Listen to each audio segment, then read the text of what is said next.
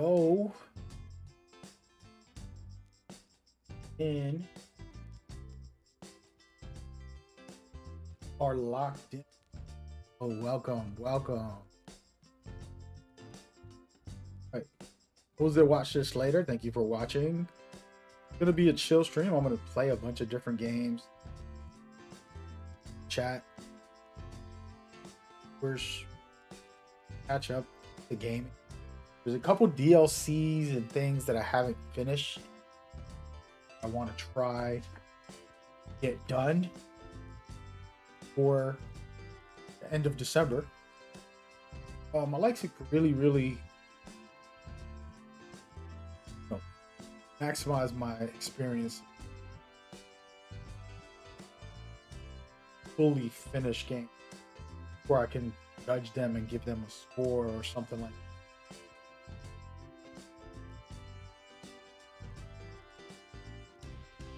I'm gonna do that today.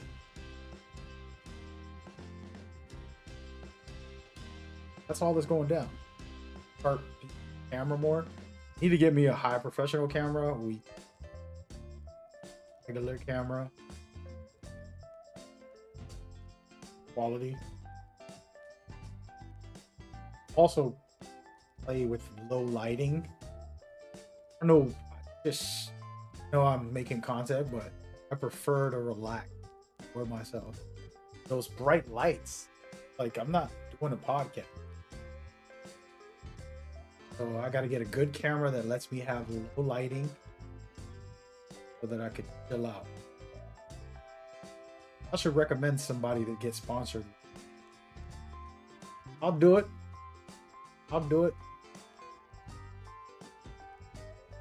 Hello, welcome. Thank you guys so much for working very hard. Cool thing for next year.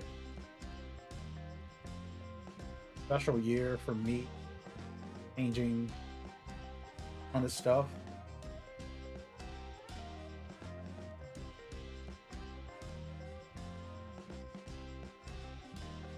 Pretty excited. But don't worry. I'm gonna still go at it. Still game up. Still vibe out.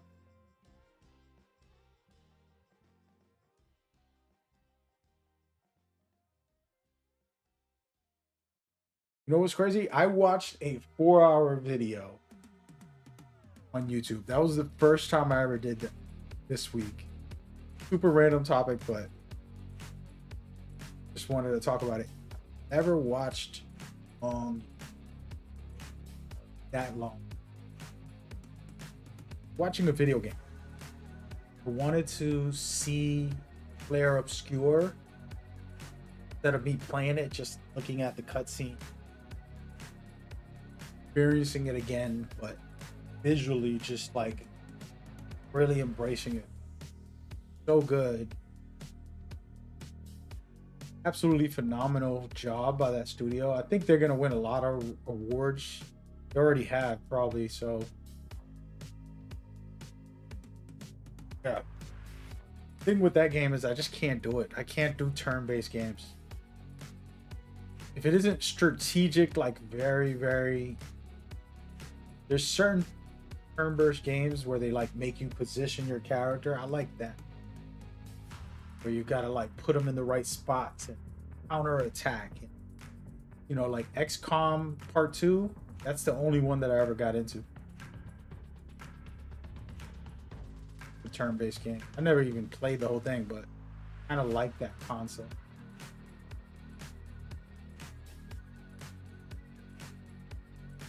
But yeah. I'm gonna play some video games, but right now I'm setting up thumbnails and all work night. Double dipping.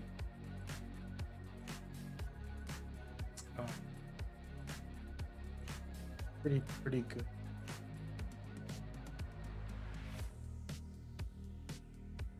By the way, those on these platforms that want me to play just one game, not happening, man. Sorry. It can happen.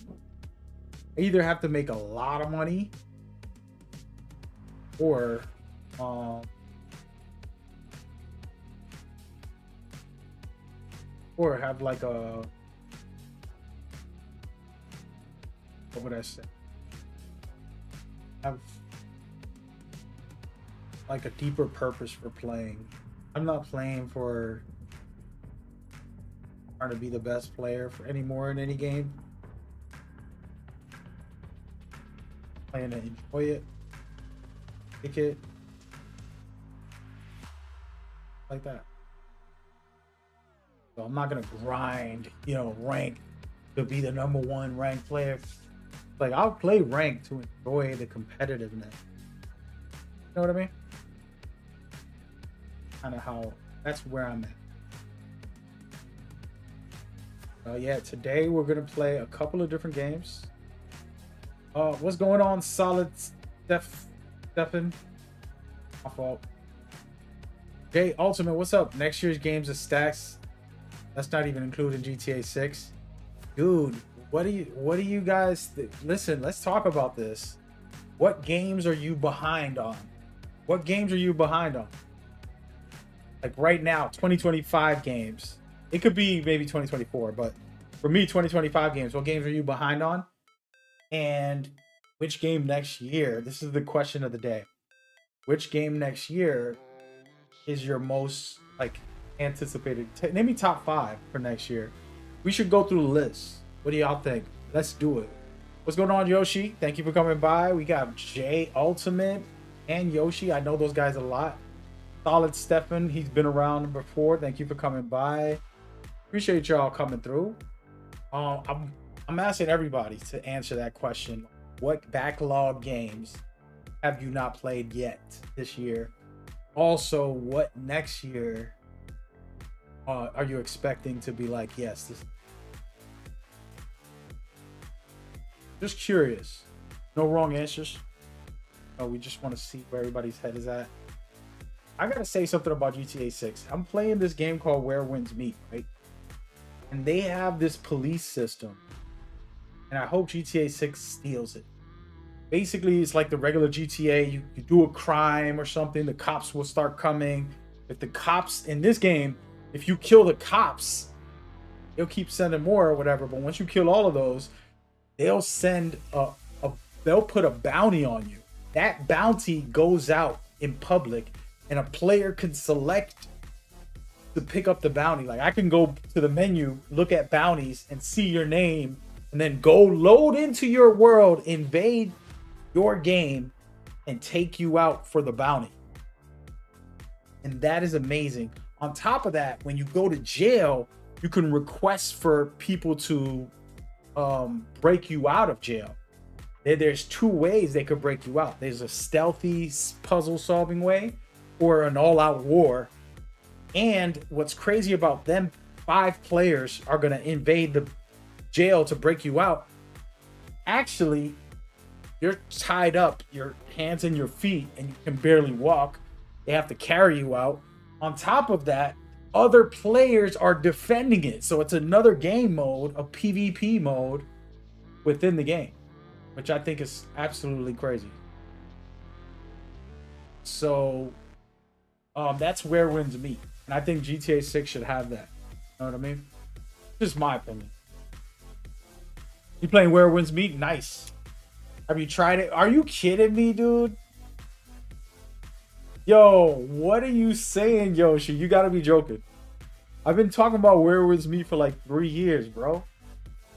Where Winds Meet is literally one of my favorite games of the year. It's literally like a game of the year for me. Top 5. All right, I got Death Stranding 2, Ghost of Yotei, Split Faction, Claire Obscure, and then Where Winds Meet. That's literally my top 5 games of the year right now. I mean, I could probably shift some things and put other games in there maybe, but that's my opinion. Where Winds Meet's amazing. Next year, Yoshi, you said you're doing Neo 3. Good choice. Trust me, I'm gonna be on that. As a matter of fact, I gotta hit up the devs. They gotta forget it. I can't talk about it, but yeah. Let's just say I'm gonna be involved on that game. You know what I mean? You still haven't finished God of War for the PlayStation 4? Genome Fox, what are you doing? What are you doing?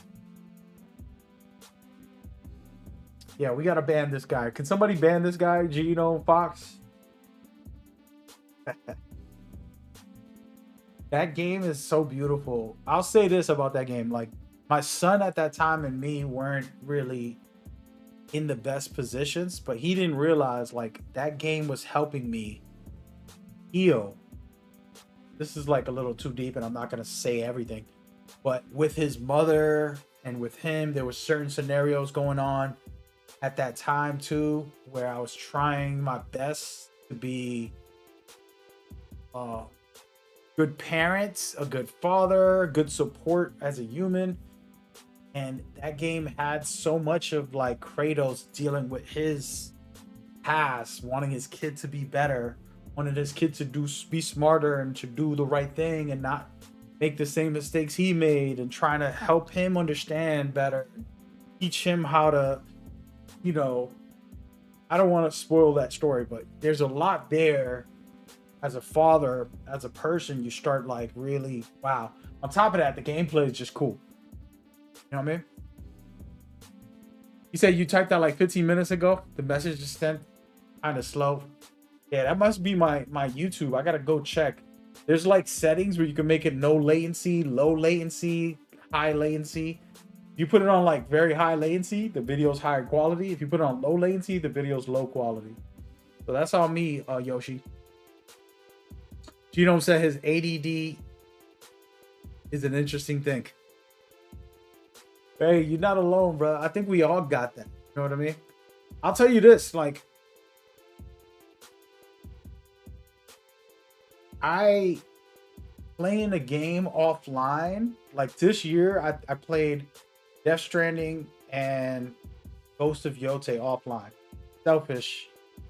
Selfishly, I didn't want to stream it and just like talk to you guys. I know that sounds rude for a streamer to say, but the truth is like sometimes you just want to chill and just indulge yourself and not have ADHD where you're like, hey, what's up, guys? I'm gonna go. Oh, you know what I'm talking about? Oh my god, look at this cutscene. Oh wait, hi, yeah. What did you say? Oh, no. Like you got to think about it. We're doing this all day. Like we're literally ADHD, WDCY, XZ. Imagine this, like. If you're not a streamer or content creator, you don't have no idea what it's like to be like, hey, yo, yo. Yo. You know what I mean? Like that's how that works. Hey, Bashard, I just started a stream, brother. We'll talk a little later if you got time, man. But you're free to chat in the chat and come talk to me about gaming right now. We're talking about it. We can talk about anything else a little bit, but I appreciate you coming by, man. Hope you're doing well. Good to see you. Oh, you said he gotta go. You're at work. Oh hell no. Nah. Get some WW. Oh, let's go, man. Yeah, man. Where was meat is where it's at, brother. I'm not gonna lie, like I'm into that. I'll play that right now for another 10 hours. If I get on, I'm gonna try to resist. We gotta go through the list of games I'm gonna be playing today, just to the ones that I have installed that I still haven't touched, or that I haven't finished, is what today's goal is. So, Where Wins Me, I haven't finished either, but I can't because the story doesn't continue until next week, till a couple days, like 2 days from now. But yeah. Hey, you said you about to go to sleep? Hey, man. No. Rest up, brother.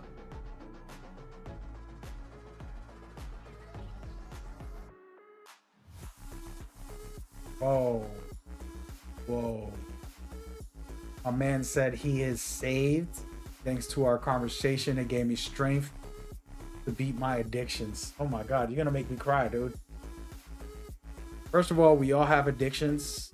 You know, it could be video games. It could be porno, could be freaking sex. You know, I had that problem. That was one of my biggest addictions, was women.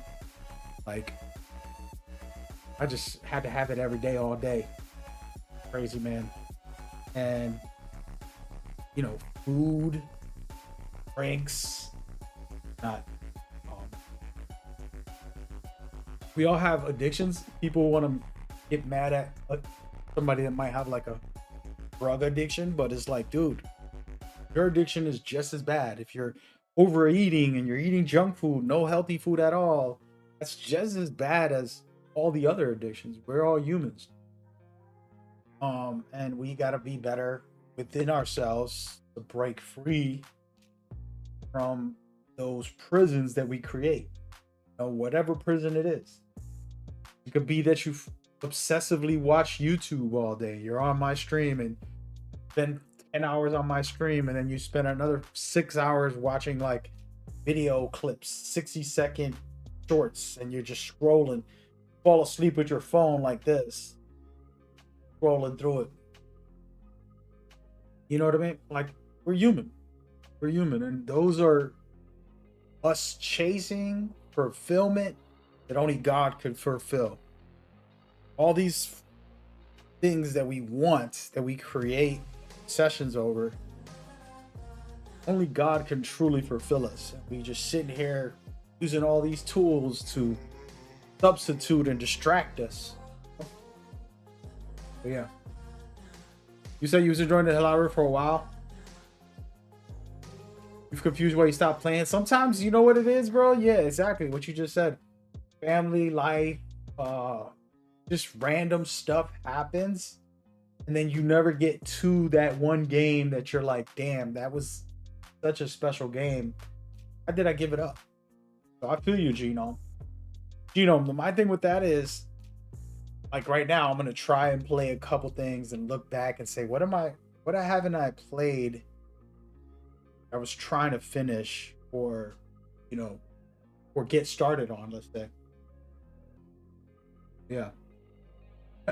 Bouchard said his addiction was women. I feel you. And he was thirsty. Not drinking from the fountain of life. That's deep.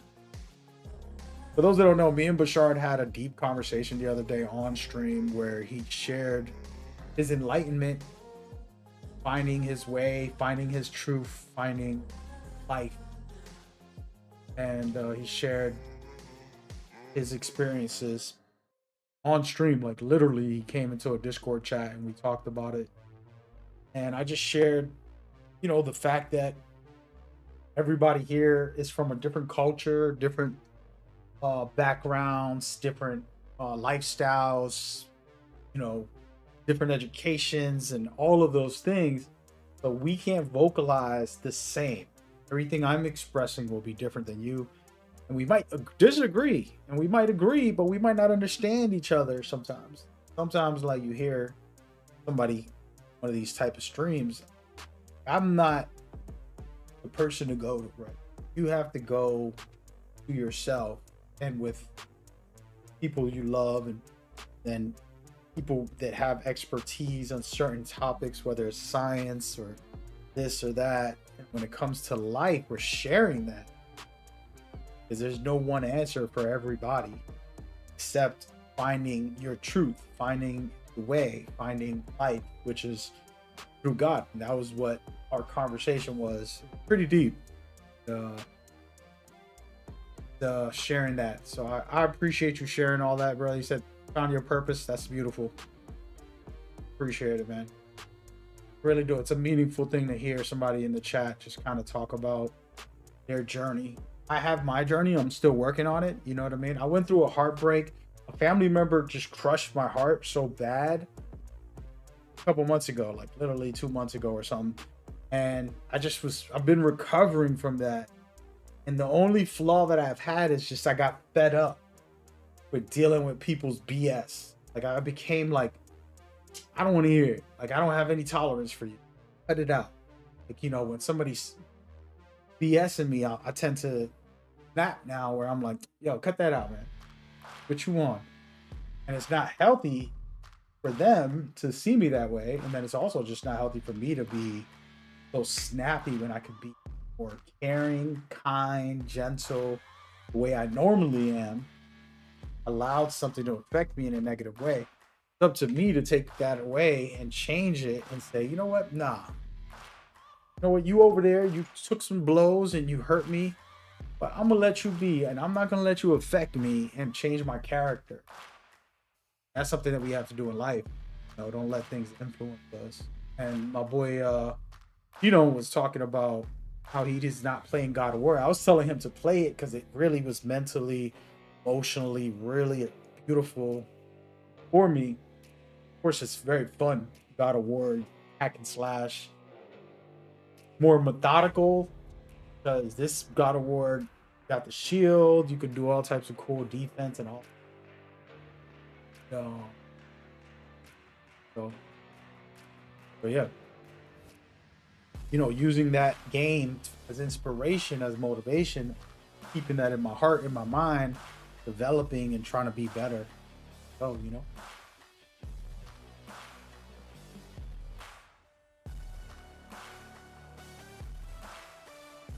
crazy how you look at the world life now. I got you. He said, "Turn the other cheek." I feel you, dog. It's not even like that. It's more like, you like. This is probably a little too much to talk about in one stream about my personal life, but I've been very, like, I would rather you assume everything about me than me to correct you and be like, no. Even if you're close to me, it's like, assume what you want. I'm not going to correct it. I'm not going to advertise this or that. And it's a bad quality. I think I need to be more vocal and like, yo, this is what it really is. This is what's really going on. I got to cut that out. That's what a lesson I learned from the situation of having my heart broken from a loved one. Not from a female, by the way. This is literally a family matter. No female broke my heart ever. I don't really feel like, maybe there was one female. I got to think about this. That's a whole nother topic. Have a female ever broke my heart? I honestly,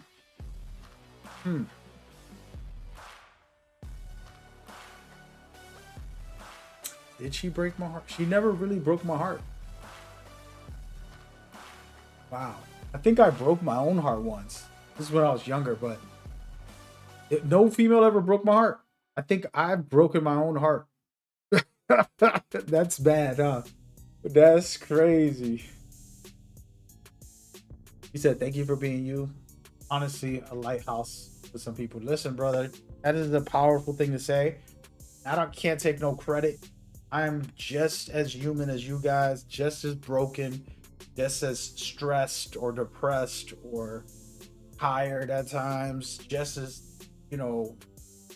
thirsty, like you were saying, just as whatever word you want to use. I've been that. I've been there. I'm gonna be there tomorrow, next day, or whatever day it is. I'm just as human as the rest of them. And I could appreciate the words, but you got to remember, like, we're all in the same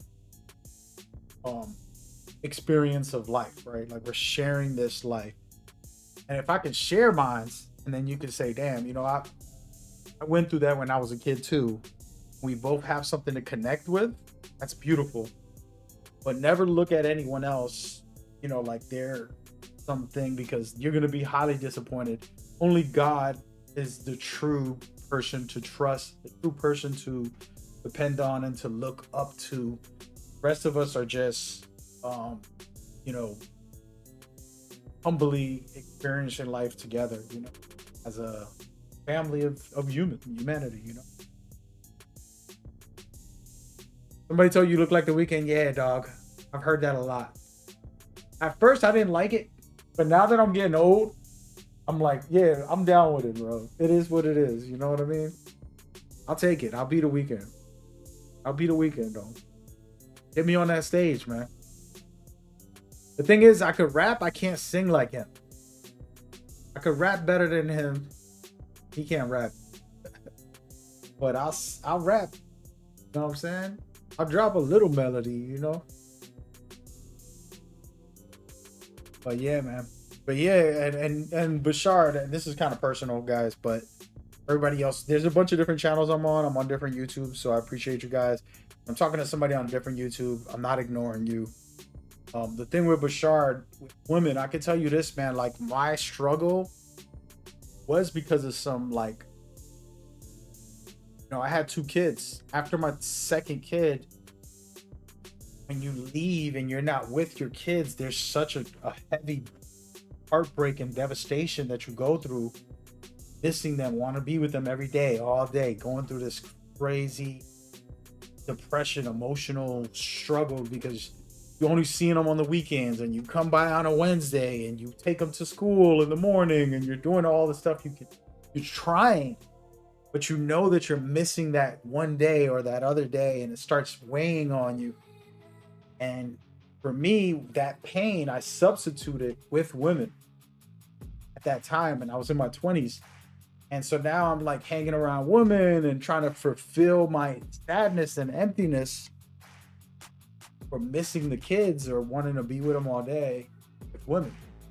And I didn't know that at that time. I'm a young kid. I'm a 20-year-old, you know, don't know nobody's telling me, nobody's teaching me these things. Later in life, I got older, started realizing like, hey man, stop trying to fulfill yourself with all this nonsense. Could have been drugs, could have been, you know, other stuff that just so happened to be party life with women, and you know, and I didn't do anything wrong per se, like, you know, what a typical person would be like, oh, he was like single, messing around, every, you know, having a girl here and there, whatever, typical 20-year-old behavior. But I started looking at it when I turned 30. I was like, these poor women, like, some of them really want something, others are also lost in the sauce trying to just have a good night. And what are you giving them, and what are you getting out of this? Like, useless time in these male fantasies that we have, right? Like, oh, no, I got that. Oh yeah, she fine, and oh, but what are you getting? And it really revolutionized my way of thinking, because it's like, why am I taking her time, her body, her energy, also giving mine to somebody who I'm not going to go deep with, have anything with? You get what I mean? It's very difficult because lust is lust. But anyways, my advice to you in that type of story, in that conversation as you go, is learn to realize, like, there comes an age, get older, like, I'm not just gonna fool around. It's like, you know what, I'm giving you my time because you're valuable and I'm valuable. Let's share it, let's enjoy it and cherish this a little deeper, more meaningful, purposeful togetherness. Now, that doesn't mean you're going to marry that girl specifically, but the intentions of having meaningfulness just as important. It's a beautiful thing, and it also lets you center yourself in your life, because you become so mature and you're focusing on you now, focusing on your career, and she's right there with you. She's going with you. You know, she's willing to go to sleep early, you know, have some fun, and then go to sleep early so you could go to work, or go, you know, save up a couple bucks so that we could buy the mansion we want to get, buy the, you know, and now she's riding for you. She's making your sandwiches. But she's like, I want him not to think about this stuff. I don't want him to stress about a meal when he's going to work or when he's doing this. Let me work with him. And then you're doing the same for her. You're trying to keep this beautiful flow, rather than, I went out, you know, tonight, went to the club, met some girl, came home, she smashed, got her a quick breakfast and sent her on an Uber. And then the next day I'm doing the same type of thing. And now I'm creating an unhealthy life. I'm staying up till 5 in the morning for no reason. I got to go to work at 6 or 7 or 8. My brain isn't fully capable. I'm not going to make my millions of dollars because I'm so busy goofing off like a madman. So my priorities are messed up. Sure, I'm messing around with a lot of women. I'm becoming this fantasy guy that you're thinking of. But where's my priority? When I can have someone stable who's like, hey, you want to smash, you want to go freaky? Let's do some freaky. Go to bed early anyways. You're still doing the freaky stuff, but you're going to bed early, you're going to work at your peak, you're making millions, you're doing beautiful things, you're traveling the world, you know what I mean? That is way more beneficial than to have yourself, one-nighters. Because psychologically, the actual psychological elements is that it turns you into a narcissist if you are only with living the, smash fest life. I'm this different person, not even loving yourself. A whole nother combo. Anyway, man, we get too deep. We're supposed to be talking about game backlogs. Everybody else just kind of got quiet on the different chats. I'm so sorry. Bashard and me were talking about this the other day, and he was confessing some stuff about his type of lifestyle, and I'm just giving my advice, sharing my experience, some of the stuff I went through personally, like literally hands-on when I was younger. And it's evidence, man. Like, how could I put it?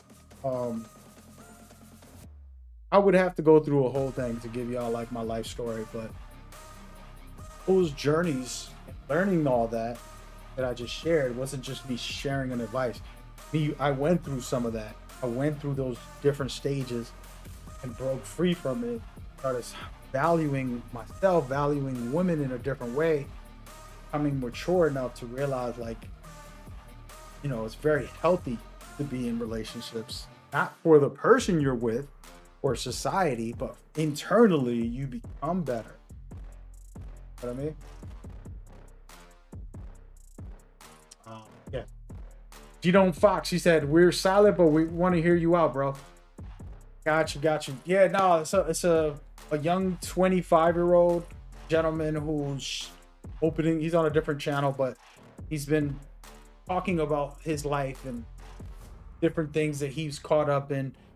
I'm talking about my life right now, sharing the things I was doing, the way I was being, and how I started seeing it and revealing it. I even had psychologists and therapists. I used to go to these conferences and talk with them. There'll be like a whole conference of therapists or psychologists. I'll just sit down. Hey, can I get you some dinner? Can we go for some lunch or something? I offer them lunch and just pick their brains on this stuff and kind of get the psychological aspect. And one of the heaviest things I heard, this was after I already learned, right? So in recent years, they've been telling me this, but I'm asking just to get the research. And they explain that like a single guy who's a player for 10, 20 years, just a straight player, he becomes narcissistic. He becomes like, there's behaviors that start happening to his mind and his body, and he starts seeing things a certain way and behaving a certain way. And there's some unhealthiness that happens to the mental and emotional side of a human trying to be a player. And I was like, that's beautiful, because I'm just explaining it to them while we're having a lunch. And it wasn't like that we were in a therapy session, we were just talking. I was like, yeah, when I was in my 20s, I was kind of in that place where I had my 2 kids. After that, I didn't want to settle down. My heart was too, just like devastated that I don't have my kids. And why would I want to try to start with someone else? And I'm still healing from that, to be real with y'all. I'm still healing from, like, a lot of men won't talk about the separation of their kids. It's like, yeah, well, women and like, oh, they get to stay with the kids. It's like, okay, well, the guy is gonna suffer. There's no like, oh, the guy is fine. He don't have the kids. He's gonna go be a player. It's like, yeah, that's not a good thing. he's just trying to substitute or distract himself from his pain, from his sadness. You know what I mean? That's what I was doing at that time in my 20s. I had my first kid at 18, and second kid around 21. So then imagine right after that, you end up splitting up from the mother, and then you have to deal with like not being with the kids every day. That's a tough thing. I couldn't explain it to you guys. It's tough. But But yeah, sometimes you'll substitute it. Some people do drugs, some people do this, some people do that. For me, I wasn't a drug guy. I mean, I had drinks like a weekend, and I would smoke some weed. It wasn't like regular, daily or anything. And it was more social, but I was around a lot of women, and so that everything I just explained was the arc of learning myself, going through those self-healing, and then seeing like, yo, what are you doing? Why are you out here jumping around? Why you ain't having meaningfulness or caring about these women in the way you should? Why are you being, self-reflecting? You turn 30 and you're like, you gotta cut this out, bro. You know what I mean? Like, doesn't mean I gotta go get involved and get married right away, but it also means I can't be on this.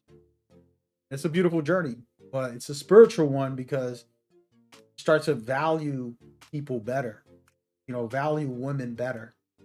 Because you're not looking at them like, yo, let me see if I go get that. Like me right now, I go to the store. In the old days, I see a beautiful girl. This is the honest truth. And I would just go up to her, like automatically.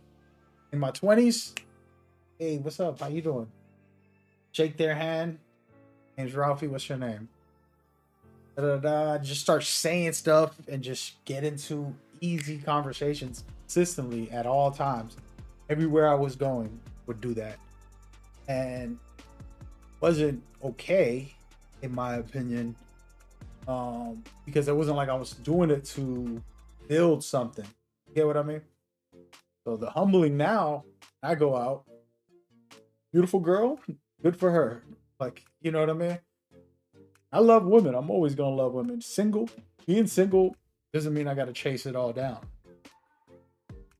But that's what I broke free from the addiction part of trying to substitute what God should be fulfilling and actually have substance, right? Instead of it just being, oh, let's do drugs, or let's go sexualize, women and do this, try to fulfill myself with that, filling myself with alcohol or whatever thing you want to put yourself. Like, a lot of people don't realize, like, I'll give y'all an example. You could be an atheist and say you don't believe in God, but you're probably the biggest believer, and you're putting the most faith in things like money, things like fame, things like, materialistic things, or idolizing some person you're dating. You are creating a God that isn't real. You're idolizing that God that isn't real to fulfill your own internal truths, instead of like, okay, let me not be a worshiper of money, worshiper of materialistic things, fame, or some celebrity or some whatever, you know what I mean? And that's a deeper combo. But anyway, Bashar, bro, we have to do a podcast because I can't be on my gaming streams talking about this stuff the whole time, man. But yeah, man, I feel you. Anyways, the message is, I feel where you're coming from. I respect it. I respect the journey, and I didn't have somebody to express it to publicly when I was going through my startup, like the initial steps.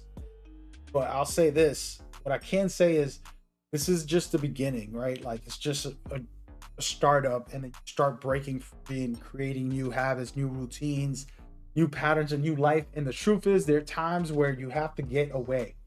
If you hung out with me in my 20s, me and you will be no good, because we out there partying every day, hanging out with a lot of women. I'm not the friend you want to be around when you're trying to change. Like, you know what? Mag, we can't hang out no more for a while. I'll holler at you. I'll see you once a month. Like, bro, what you mean? Come on, you don't want to go out tonight? And it's like, no, I don't. Like, you got that, bro. And so all of a sudden, like, now people are like, oh, he's changing. It's like, yeah, I am. Not because I dislike you. I'm just trying to do a new lifestyle. You know what I mean? Like, I'll give you an example. Fat people don't hang around fitness trainers every day. You know what I'm saying? Like they just don't. He said Darpy. Darpy said, chat, look at this cutie. Bro. Somebody banned this guy. He says you're getting old. I am old. What you mean get? But yeah, fat people don't hang around fitness trainers every day. They just don't. Most of the time, a fat person is hanging around another fat person. And it doesn't need to be a fat person. It can be a skinny fat person. You ever met those unhealthy skinny people? They're still eating a lot of junk food. They're not working out. They're laying around. They're very skinny, but they're unhealthy. And then the fat person is also unhealthy, hanging around them. Get it? Now, fitness people, it's not that they think they're better. It's just that I'm going to the gym after work. Are you coming? No, you want to go eat McDonald's? Peace. And so you start hanging around the same energy, the same vibe. And it's kind of sad because you go through a lonely phase where you're not around anybody no more. People don't understand why, and they think something's wrong or whatever. Why is he not hanging out? And it's like, nah, bro, I'm just changing. I'm just changing. I want to change my lifestyle. Can't go to McDonald's after work every day. I want to go to the gym. You know what I mean? So that's where the power comes, because now you have self-control, more discipline. People are looking at you differently and say, yeah, that's true. Guess what? Embrace it.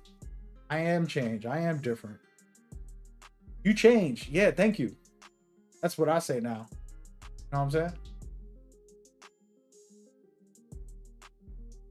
He said, you out, bro? Hey, Bashar, take care, man. But yeah, man. God got you, bro. I like that. Like that. That's what's up. Deep stuff, deep stuff.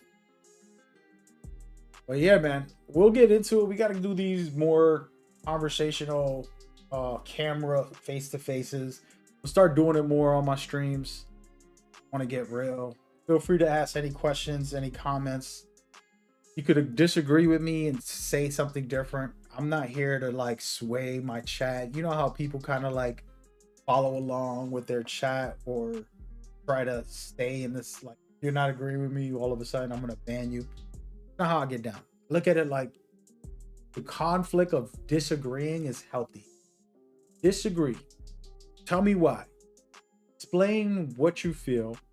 Let me see your views. Let me see if I change my views. I'll be happy with that. I'm not here to be right. Life is not a test.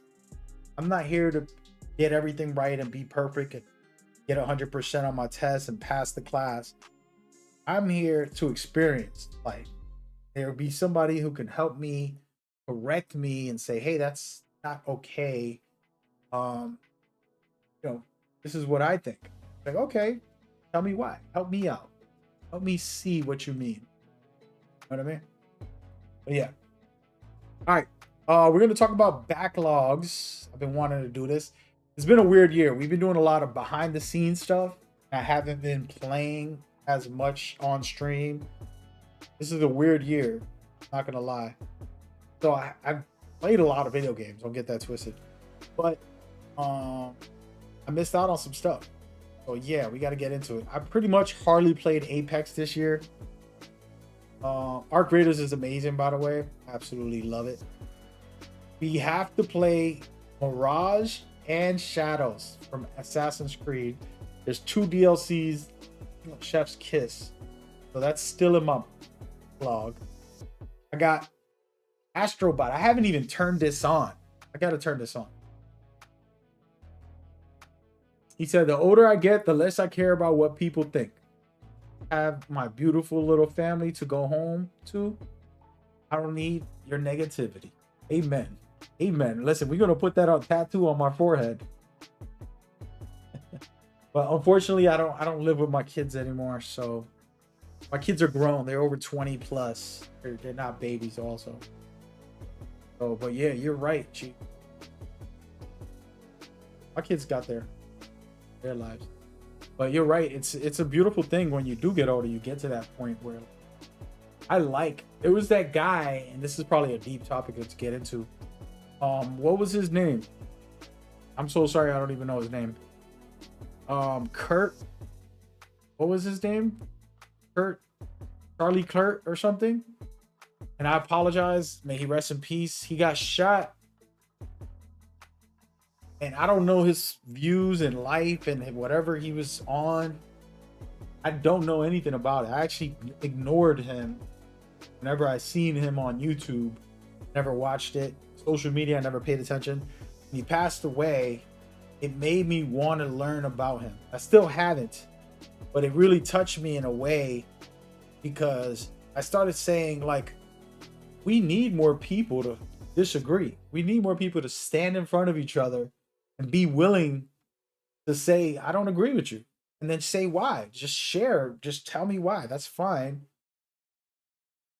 What is it? Okay, that's why. Well, I'm going to stay on my point. Or maybe you helped me change my mind, maybe. But I felt like he was doing a good service. And we shouldn't let his death and people shooting him. And I think the reason he got shot was because of fear. People being afraid of somebody being able to enlighten others. Not about what he was saying. Who cares what he said? What I'm saying is, if all of us had that time to debate and to conversate, to disagree, to find out why we disagree. You know, like a kindergarten should teach kids, like, you know, we're going to have a debate class. Okay, kids, why do we need to go to recess? Let's debate. I say no. And then, you know, the teacher has to make articulate reasons to disagree and make the kindergartners, and then just teach a kid that we can debate, get a stronger opinion. And then if someone corrects you, you'd be like, you know what? You got that. You're right. That makes sense. You know what I mean? And that guy got shot because society doesn't want people to be that way. Society's like, no, I'm right and you're wrong. And it's like, bro, a lot of times it ain't about who's right or wrong. A lot of times it's like, it's, for example, in these games, what's game of the year? Somebody tell you Arc Raiders. That's okay. I mean, I got 40 plus hours on this thing. I won't disagree. You have fun. I would not put this in game of the year at all.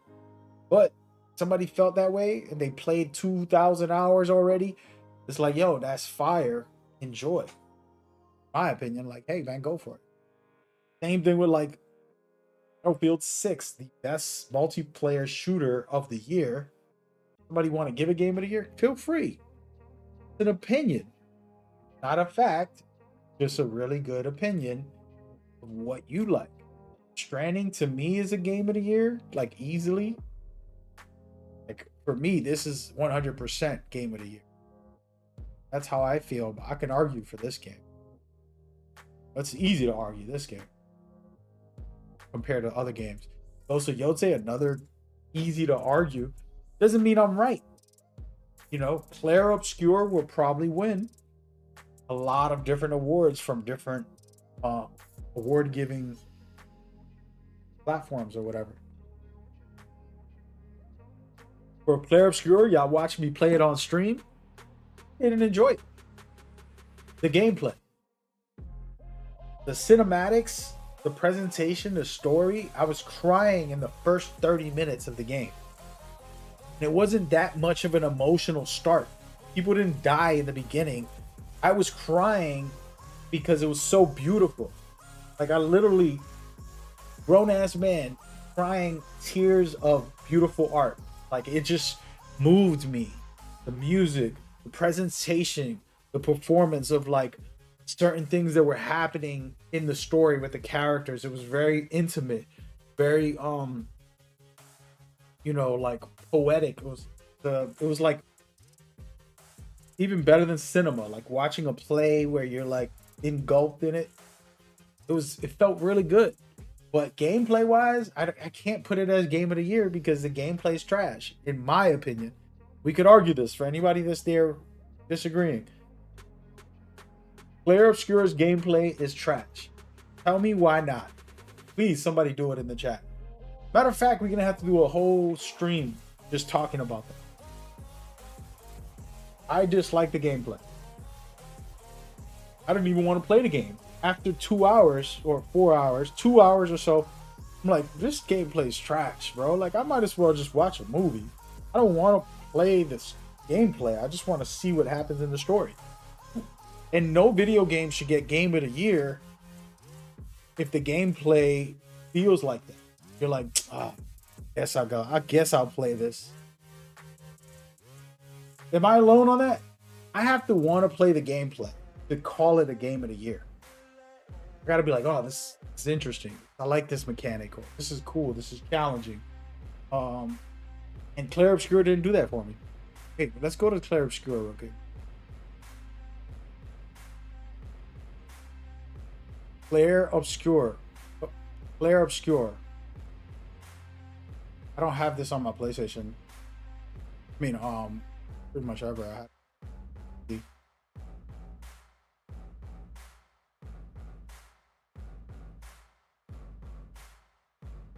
Trailer. Oh no. Music on. But yeah, this was such a beautiful game. You know, very, very just intimate, just well art. Overall, just that's where I was crying right there. That sequence. That's the first 30 minutes of the game, and I was just like emotional. There was a moment where this is so beautiful. But just can't do it. Gameplay was just trash. Story's amazing. Cinematics, the music, presentation, environments look great. Just mechanically,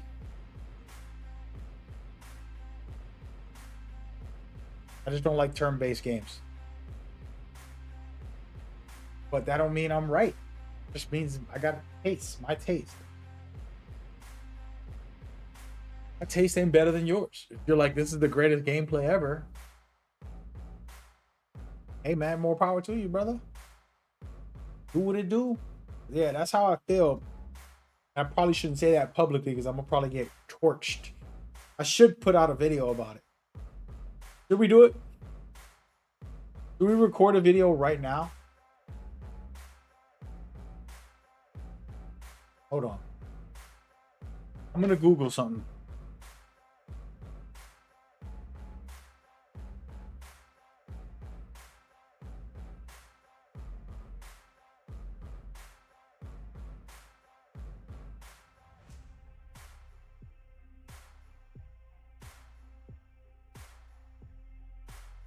Hold on.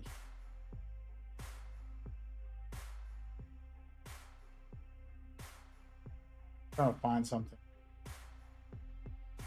Y'all just making me. Y'all about to make me make this video. Got him.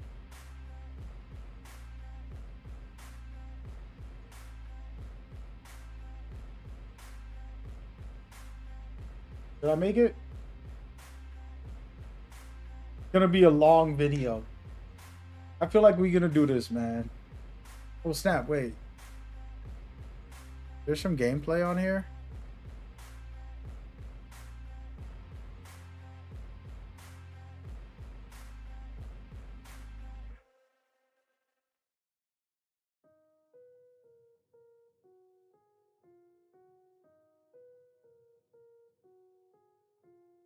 A lot. Hold on. I might make a video here, but I'm just trying to find.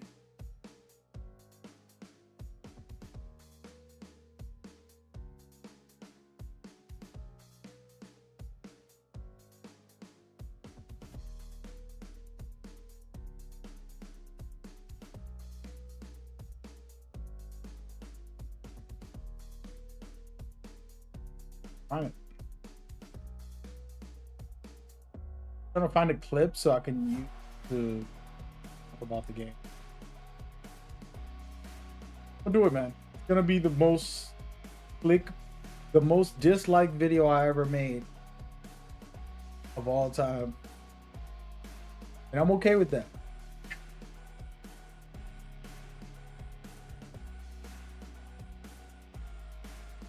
Okay with that. Need to find. the beginning clip. I have a bunch of videos here, but ever.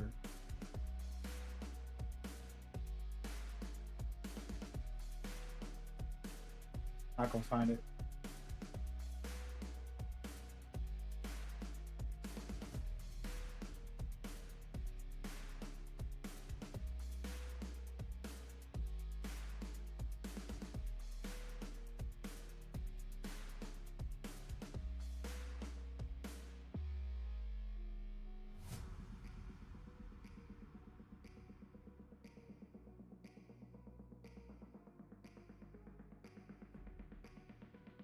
Find it.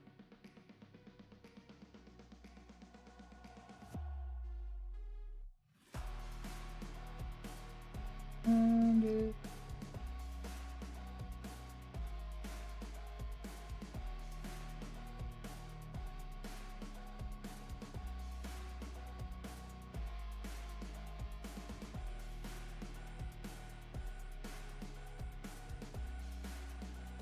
I have a 3-hour video.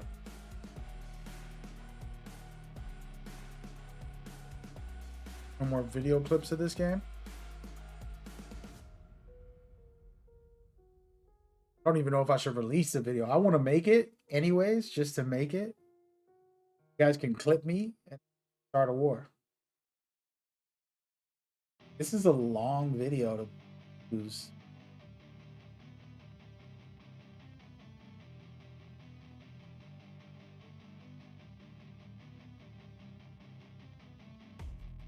I'm gonna find a good, like, you know, layouts.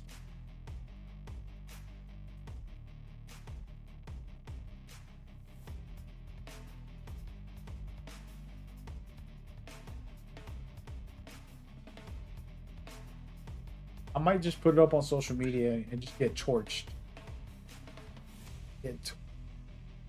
Usually don't clickbait, but we don't have to clickbait today. Clickbait. Can't find a video.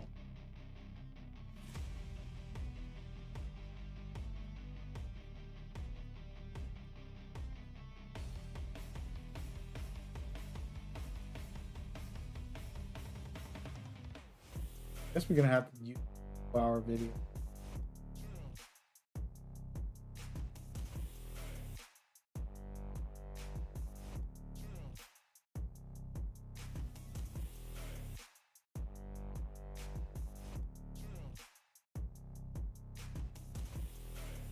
Guess we're gonna use it. It's gonna be a long video.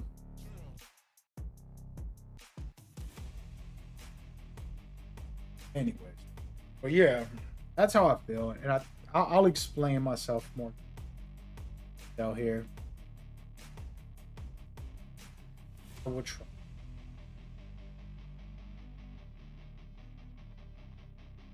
Probably a bad idea.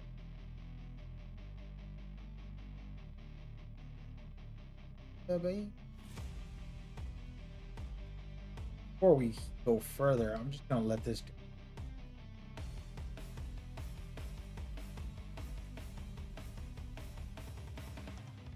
Gotta re-download myself. But anyways, but yeah, like, that's a cool game.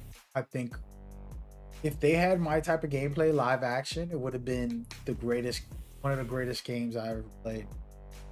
Since the gameplay wasn't what I liked, which is action instead of turn-based, just didn't hit for me. Story hit. We'll get into that later. But yeah, so my backlog right now, let's go back into my conversation. So we're thinking about these 2 Assassin's Creed games. You catch up to that. Delta Force has a story mode I've not got to try. I was supposed to play with Cloudy. He's been a little bit ghost all year. Play a couple times. First came out. Is what it is, man. I actually don't hate me on this. I've been saying this is one of the greatest games ever,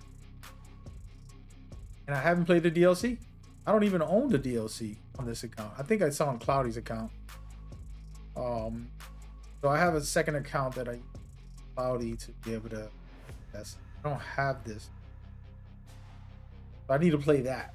So that's like 3 DLCs already. Astrobot, also. Delta Force's story co-op. Night Rain, which I haven't played much. My homeboy got me this game. Shout out to my mans and them. He got me the game and then he never played with me. I don't know why the hell he was smoking. Little Nightmare 1 and 2, right before part 3 comes out. When did 3 come out? Hold on. Let me Google this. Little Nightmare 3 release date. I think it did. Last month. Wow, I missed out. Yeah, we need part 3. Damn, Daniel. But here goes that. I've been wanting to replay this game, but I got so many games to play.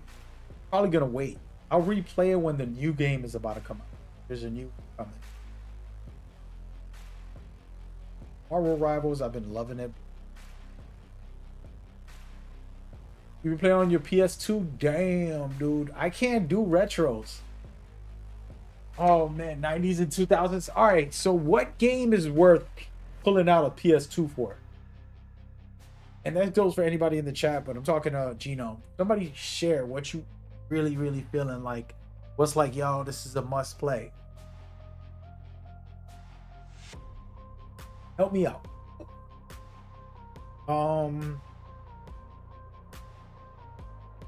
Damn, another DLC. Prince of Persia has a cool DLC that I haven't got to touch. Remnant, there's a DLC that me and Claudia's supposed to play. I never got to play it because I was waiting for him. Ready or Not, I was into it. I didn't play a lot. Kind of crazy. Silent Hill 2 and F. Somebody want to get me Silent Hill F tonight? I'll play it right now on stream. Matter of fact, we'll do a 5 to 6 hour stream right now if you guys go get me Silent Hill F. I don't have it. I didn't ask Konami for it or nothing. Normally I hit them up and stuff, but did not bother. Get me Silent Hill F. I'll play it on stream right now. I was supposed to play part 2 before F comes out, and then I didn't even play that one. You know what's crazy? I've been playing this game for 3 years. I probably shouldn't talk about it too much. It's probably illegal. But I've been playing this for 3 years. I haven't played the release version. It's out on early access. Matter of fact, let's go in there real quick. I just want to see something. He said MGS1? Oh, Snake Eater? What you mean? We got the remake. We got... Why would you need a PS2 for? You could just go to look. You can go right here on my PlayStation 5 and play part 1, 2, and 3. You know, Phantom Pain and new remake. They have a lot of the Metal Gear games. I'm not gonna play this, by the way, because this is the official release. It's gonna put me through tutorials again, probably. I was playing all these tech test betas for 3 years, so it's like I already experienced almost the whole game. I do love this, by the way. I do love this. I believe this is the coolest skate game we had in years.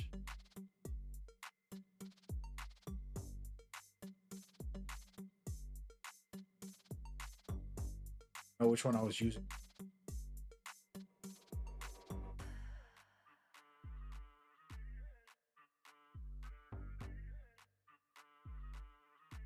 We'll go with this.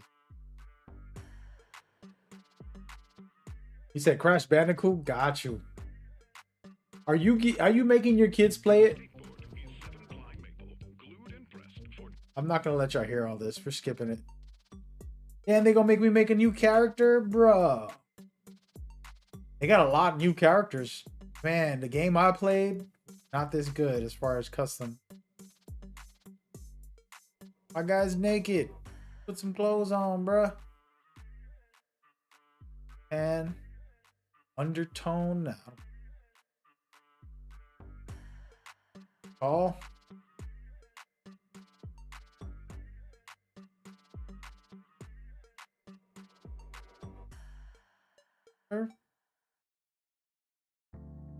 We want to make him unique. Make him one of those skinny eaters.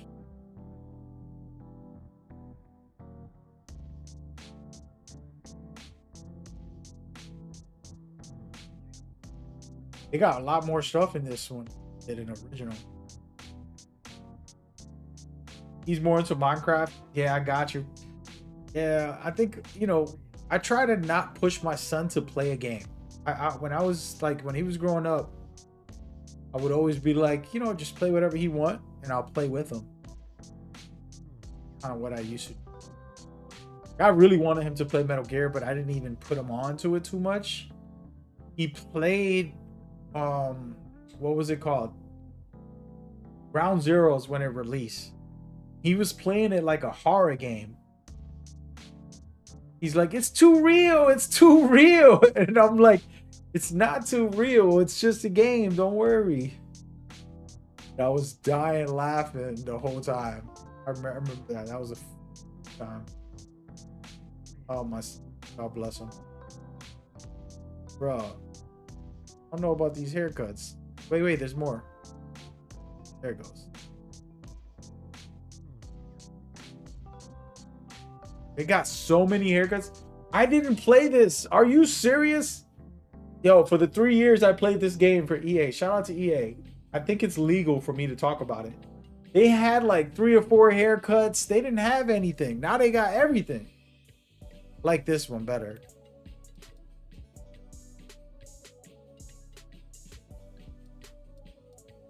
Let me turn off my music. Okay, what's good with Skates? The official release, y'all. This has been out for like a couple months, I think, but I already played, so I was kind of like whatever about it.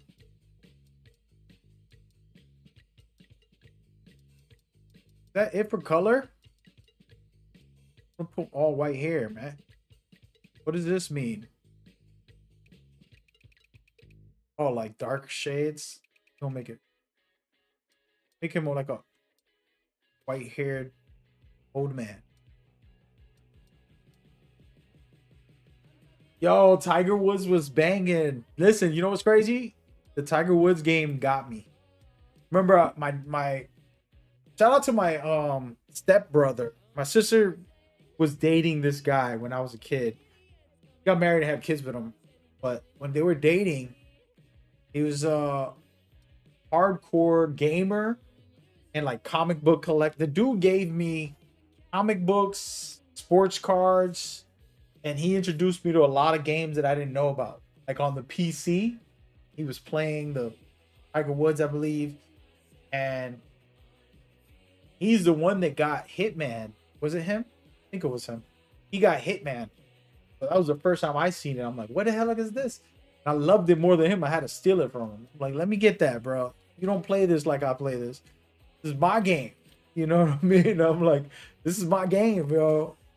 He ended up giving it to me. Shout out to him, man. He was a good guy. But that was a crazy time because he was hardcore into gaming more than I was. I was busy in the streets. But you're making me go flashback on some of those games, PC games. There was another game, submarine game. I want to play it just for memories. It's a submarine game. It was like a interactive cinematic movie, like real life people acted something out, and then you had to decide the next, you know, like thing that happens. What the heck?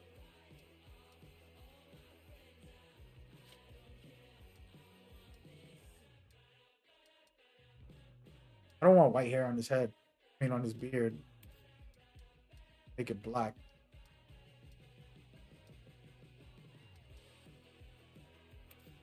Go with that.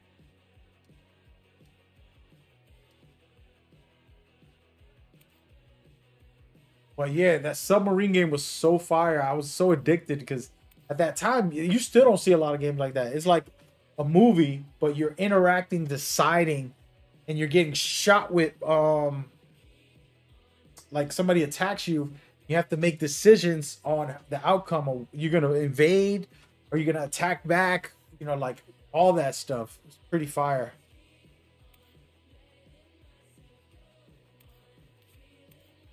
How do I?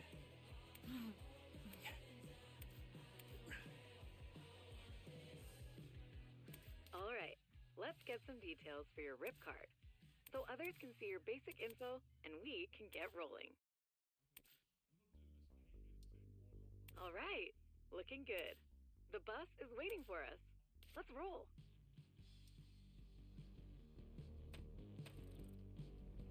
Yo, this is the first time playing the official game. Shh. Welcome to the Full Pull Tour. There's tons to see, do, and shred here on the Isle of Grom. Let's go. Shout out to EA, man. I stopped doing things this year. Y'all watching? I didn't. Gotta be careful here. The pleasure and honor working with you guys. I've been busy.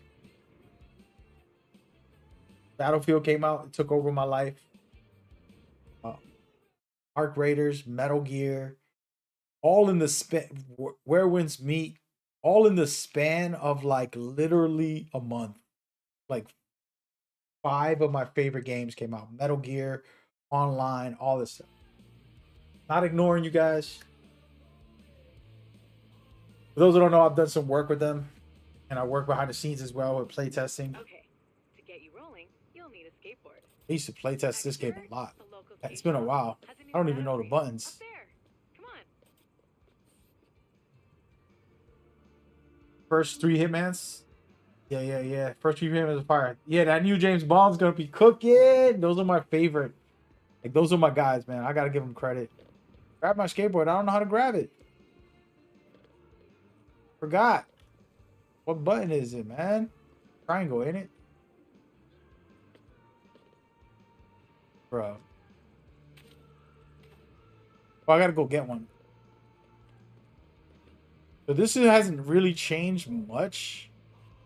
The open world, for those that don't know, you got like a whole open world thing. You could literally do anything. And this is a tutorial guide. It's my first time playing the official game. I literally played this for 3 years. There it On is. and off. Your very own board. Your key to the city. The most important tool for your time in San Van. This wooden toy is far from useless.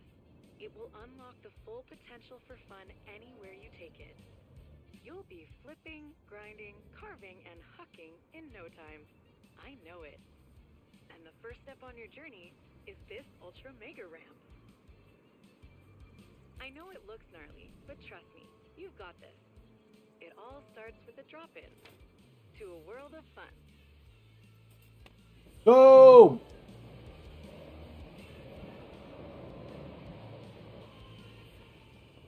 I don't want to die. Too late. Survive the body hack. Nice. Local knowledge. I gotta play this more. I gotta play the original. I gotta play the full game because it's crazy. Whoa! The next part of the tour is about carving. It's improved so much. It's crazy. Let's roll. This course has been scientifically engineered to practice the art of the push, roll, and carve. Navigating your skate through. Could imagine if you guys were skate fans, how much you would love this. What's the reception on this? Is this getting good reviews and all that? And you'll be rolling properly. Anybody know?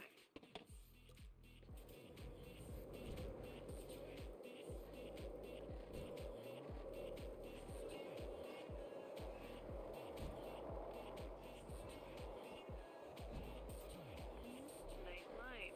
You're feeling the flow. Keep it up. I want to try to do a trick, but it's been so long Indeed a proper carve. since I played. Verified success. Here we go. Hey, what a rookie.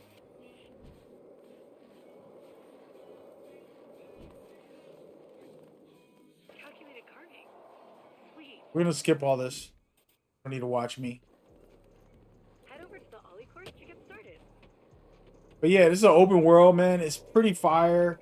Not gonna lie. If I was a skate fan, I would be so foaming out the mouth with this.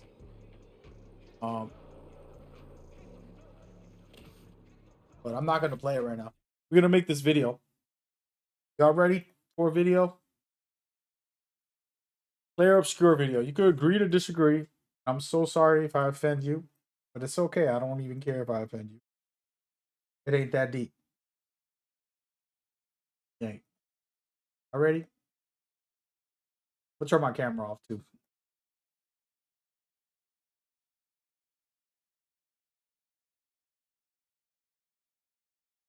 Here we go. There are some thoughts. Probably not going to communicate with you guys as this goes. So after I finish the recording, but as you say something, I might add it into the video, a commentary, a negative or positive thought. Right? Share your thoughts. So you're about to start up Player Obscure Expedition 33, that is. And you might think, man, I've heard this game is one of the best games for 2025. And you're absolutely right. There's plenty of amazing reasons to want to play this game. I'm going to go through a bunch of different things that really impressed me and made me love this game.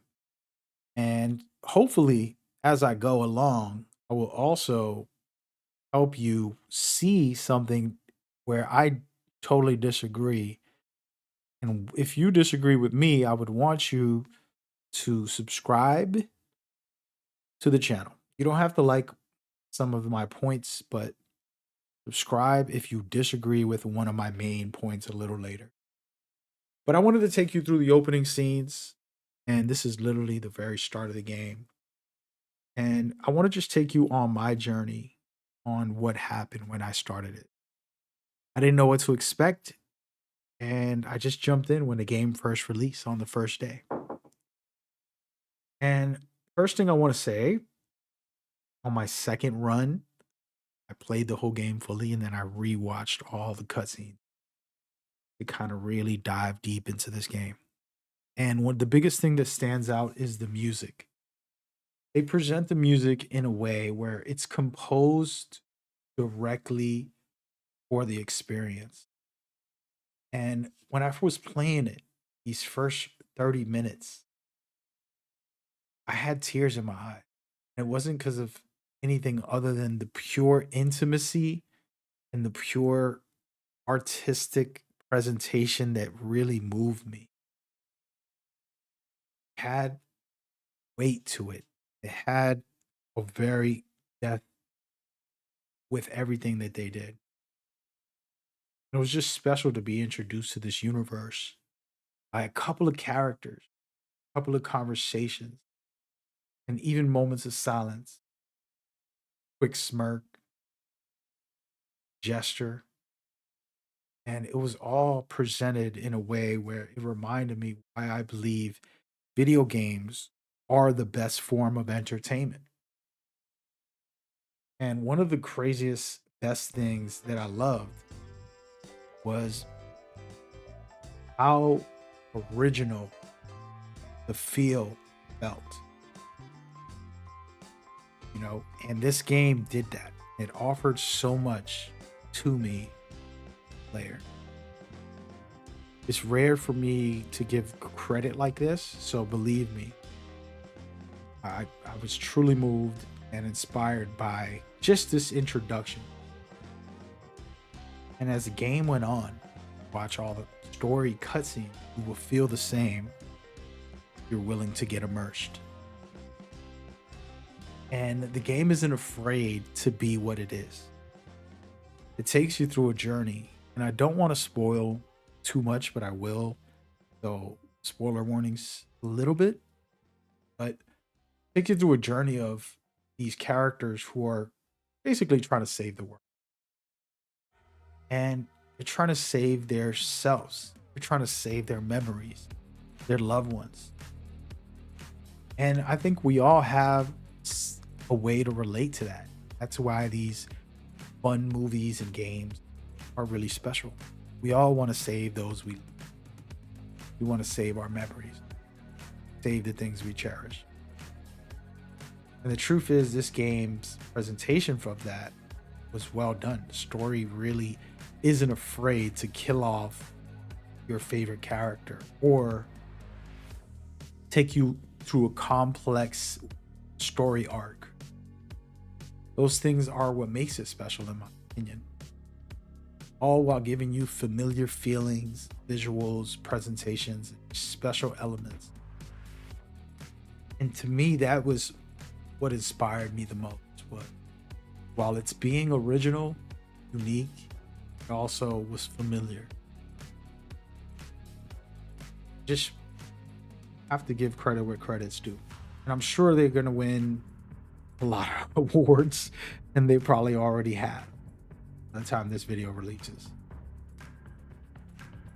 And so, yeah, I just truly feel so good about this game, and I want to kind of go down the rabbit hole on some things that I know you will disagree if you're watching this. Maybe you already subscribed to the channel and you're going to unsubscribe right after because of something I want to share. We're going to get into it. I want to fast forward through some footage, give you guys one of the intimate moments that was very nice. People who used to date and the feeling of losing time. It's something that touches me personally deeply. To lose time, lose someone you love. Felt like this game presents these two characters that you're watching if you don't know the story, and their intimate moment of reconnecting.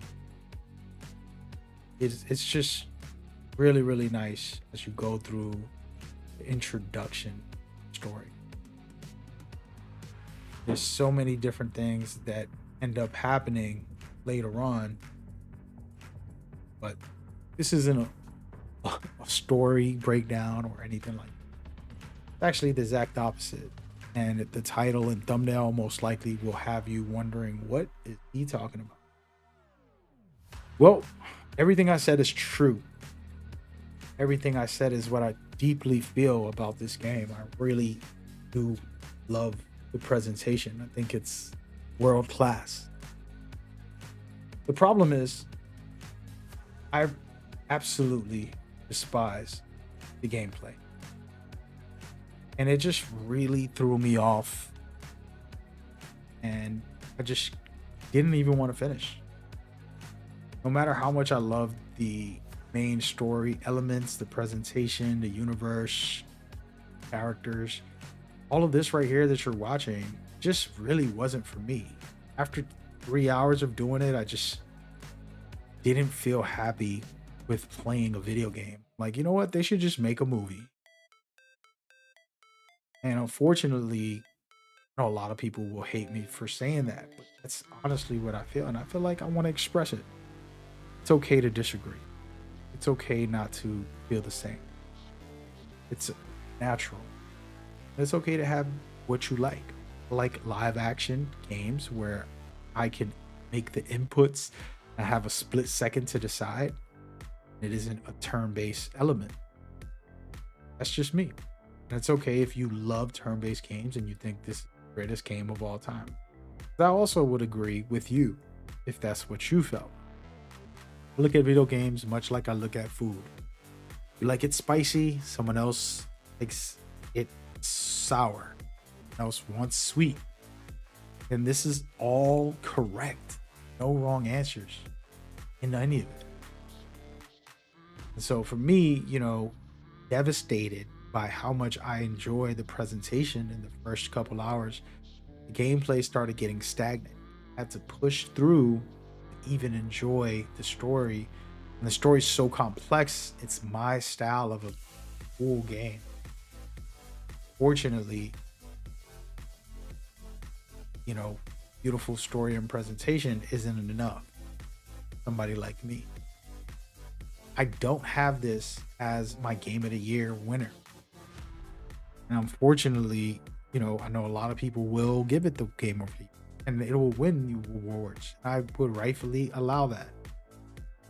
But it made me wonder, like, what makes a good game isn't a good game for everyone.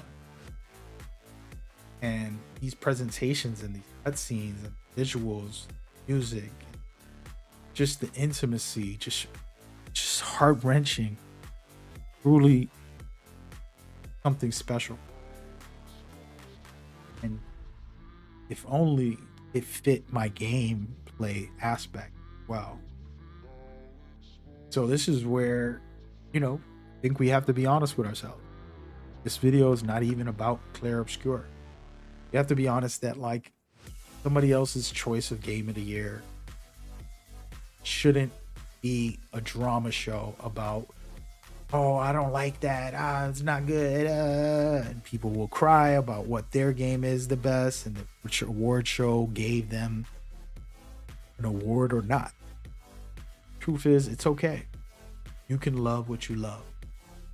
No one can ever take that away from you. And other people can love what they love. No one can take that away. The reason I talk about taking it away, because in this game, you're dealing with a lot of loss. You're mourning. There's a lot of suffering. And this happens in real life. We have to be honest with that. We have to own that and embrace and cherish what we do have.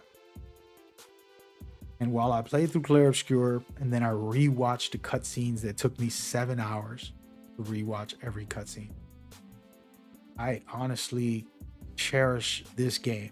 I cherish gaming in a deeper way, outside of my own preference for the gameplay. I can appreciate this game. And I'm inspired and I'm motivated. Worked with a lot of companies and seen a lot of different type of games. This game has done something so beautiful.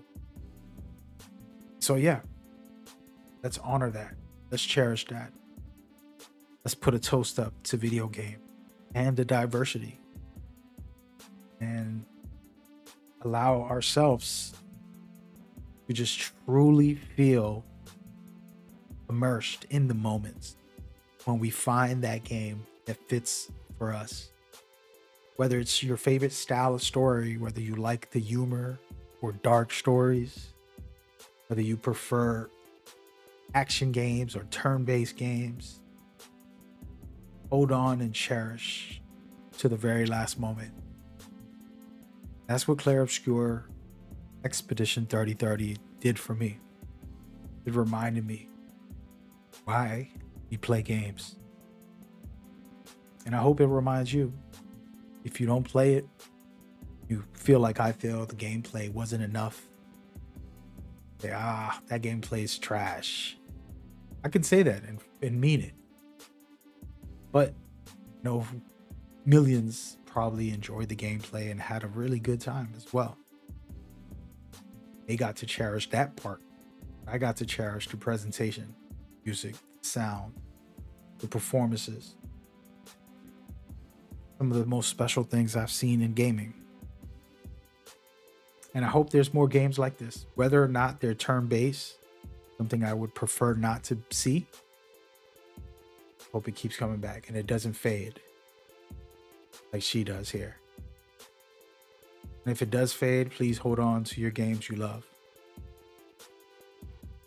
That's today's message. Subscribe if you agree with the ending of my message at least. And I appreciate your time.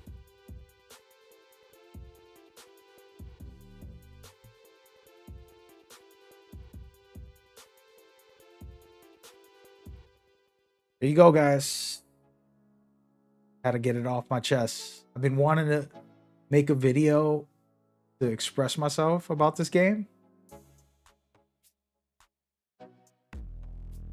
Hope you liked it. Trying to be real with y'all. Give me 1 second. I'll be right back.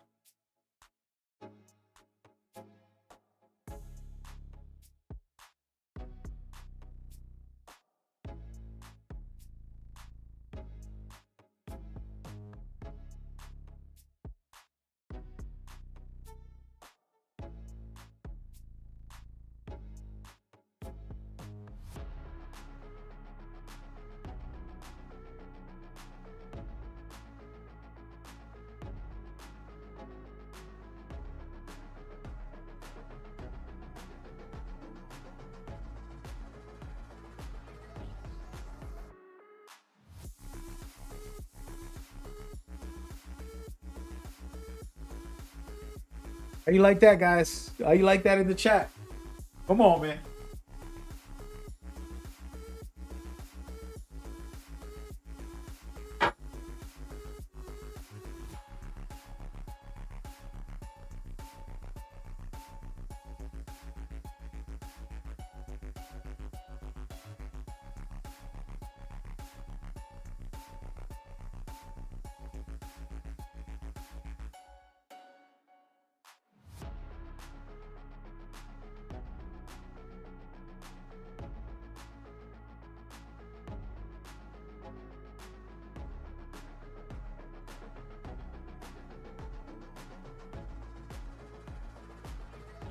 Woo! All right. Oh, got a little deep there, guys. A little emotional.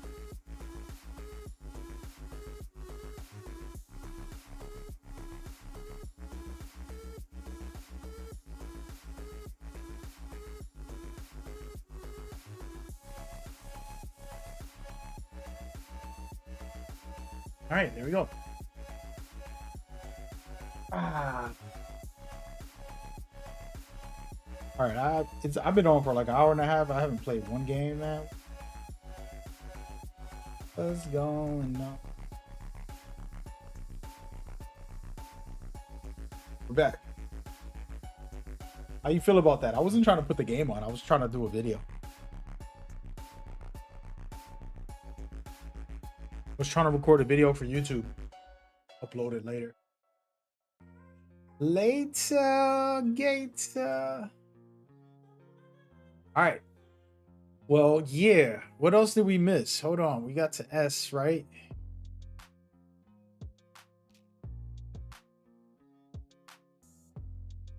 I've been meaning to play these games again. Finals, The First Descendant. I played this back test. I haven't officially finished. I haven't played the PlayStation version. Oh man, this has some amazing content. Yeah, pretty much. Yeah, I think that's. I wouldn't say that's. You see, so I got a wish list.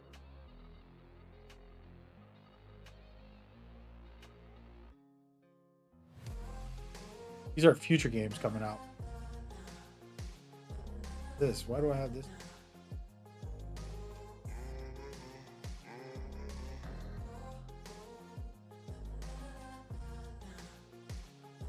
He said, you're right, that game might get game of the year, but it doesn't look appealing to me, as well as being a turn-based system. Story might be incredible, but needs the gameplay. I feel you, and there you go. I mean, you're on my boat as far as like, I had to push myself through, man. And that's not okay. Like, you shouldn't be getting game of the year if I have to force myself to kind of push through the gameplay part of it. That's what I feel deep down inside. That's why I made that video, because I do cherish, like, I really do feel what I felt. I said in the video, I honestly was like moved and beautiful and inspired, and I think it's amazing presentation wise. But I'm playing the game. You know what I mean? Like, in the end of the day, I'm on the sticks. If I want to watch a movie, I'll go watch, you know, Christopher Nolan films. You know, I'm gonna go watch Interstellar or whatever, Inception, or all of these deep movies that are really like amazing. Why would I want to turn the game on, not have gameplay? You know what I mean? They are good, actually, interactive. I don't know if y'all ever seen those. It's like interactive films where it's a film, but it'll pause and let you make an option. You could change, you know, the scenarios and conversations and dialogues, all that stuff. Pretty fire, in my opinion. But that's different than like I'm walking around the world, but then I gotta stop and do a turn-based thing. But yeah, I hear you, man. But yeah, story-wise, if I was to, I didn't even spoil anything of the story, but the interesting story. To tell you the premise before like you actually play, like if you ever look into it, Also, it's not a spoiler. This is just like premise expedition B3. So people get wiped out. Like imagine you live in a regular world and once a year, New Year's, every single year, certain people will get wiped out. They have to be like lower than 33 or something. If they're under 30, if they're over 33, they'll there's a countdown that's happening. Like, oh, 33, you'll end up all dying, or it's I'm trying not to spoil anything, so I'm being careful how I explain it. But basically, little by little, people are just getting evaporated and extinct. It's pretty sad, right? And so then they have expeditions who are trying to stop it. There's some stuff happening in the world and they know where the source is. They figured that much out. And there's been a lot of expeditions trying to stop the issue. But the issue is nobody really knows how to stop it. Kind of got an idea of what's happening, but haven't figured it out. Okay. But yeah, I'm about to play this DLC for Assassin's Creed. That's one of my favorite series, man. Like, always loved the parkour, the stealth. Always loved the story arcs for modern day, the assassins, the Templars. Always been an interesting thing. It's kind of like Star Wars game, where they got Sith, the Jedi. This game has that. Basically assassins versus Templars. And then you're getting put in all these cool settings. You got all these like climb, jump, run nonsense in here. I think it's awesome. I'm just looking around before I start playing the DLC. I'm just trying to walk around and get used to the parkour again.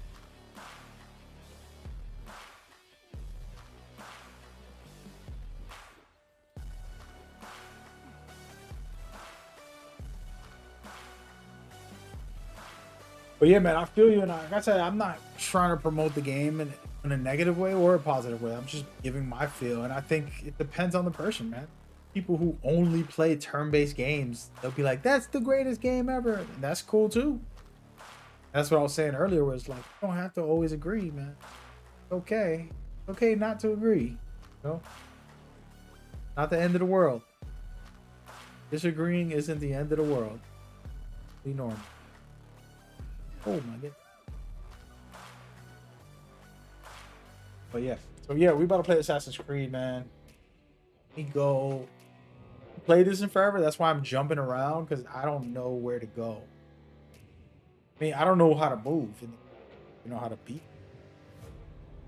There's a new mission. See it to pop up on the screen somewhere.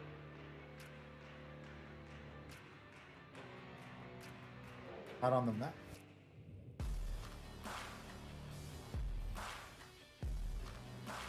There it is. Oh. Wait, what? The Animus? Here's letter. This might be it right here. Oh wait, there's an Animus sequence. Do this. What up? Damn, there's a lot of Animus.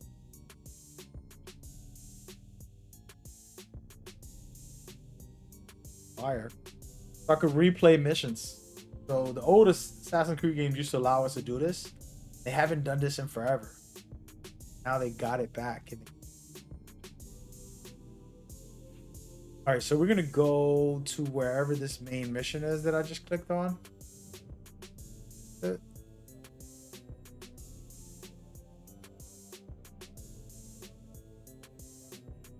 I don't even know how to fast travel right now.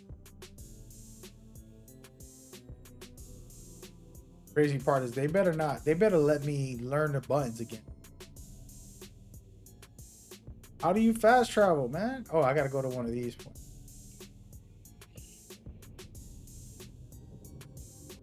But yeah, I mean, we'll see. Clair Obscur, easily one of the best games of the year, in my opinion. But it was hard to play because I just got into turn-based game. I won't play that again. You know what I mean?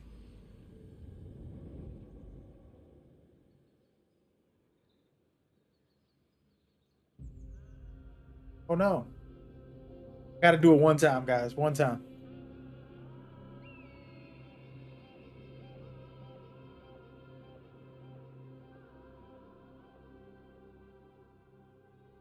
I do want to record this as well because it's such a special game.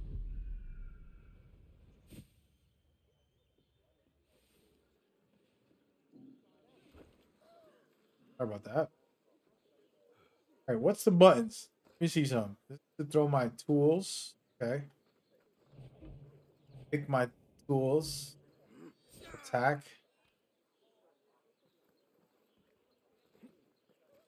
Dodge. Triangles to parry. Circles to crawl. Crouch. X's correct.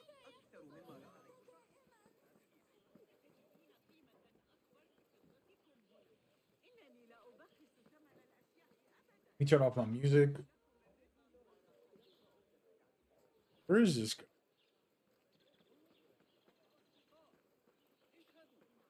Wish me luck, folks. First time playing this brand new DLC. It just came out. What's crazy is this might be the best DLC Assassin's Creed had in a while because they put the parkour like the old games. So it lets you jump manually. You can do back jumps, side ejects, all the types of cool stuff that we used to have. They took it out because they wanted the game to be like user friendly. But in reality, they made it dumbed down and parkour last 11 years. So now we got parkour where you can really go, jumping and flying and diving and doing crazy stuff. That's what you see me practicing right now, just to get used to it. But we're gonna go ahead and start up the story,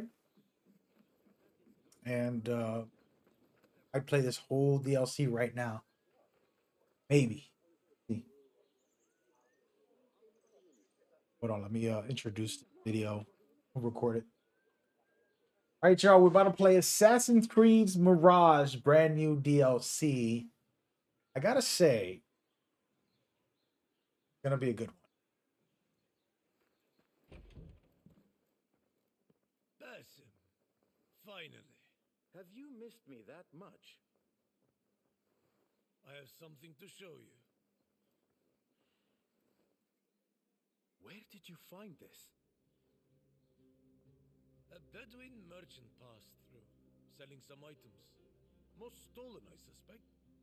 But this painting caught my eye. It reminded me of your brooch. Samara. Do you think your father painted it? He and I loved this house deeply. Where did the Bedouin find it? He said he bought the painting in Al-Ula from a notorious peddler of stolen goods. Al-Ula? When I was a boy, my father read me stories of that ancient land and its mysterious monuments. He said we would go there together when I was old enough to make the journey. I have not seen my father in many years. Not since the day he was exiled by the Khalifa. The day he left me behind. Sometimes the past chases us. Derwish, what if my father is still alive? I must go to Al-Ula. You will likely be crossing a desert to visit a grave. Still, I understand your need to make the journey. I know the place quite well, having previously traveled there on matters of commerce. You will accompany me then? Whatever you face, Basim, I will not let you do so alone. Now, are you ready to uncover the truth about your father?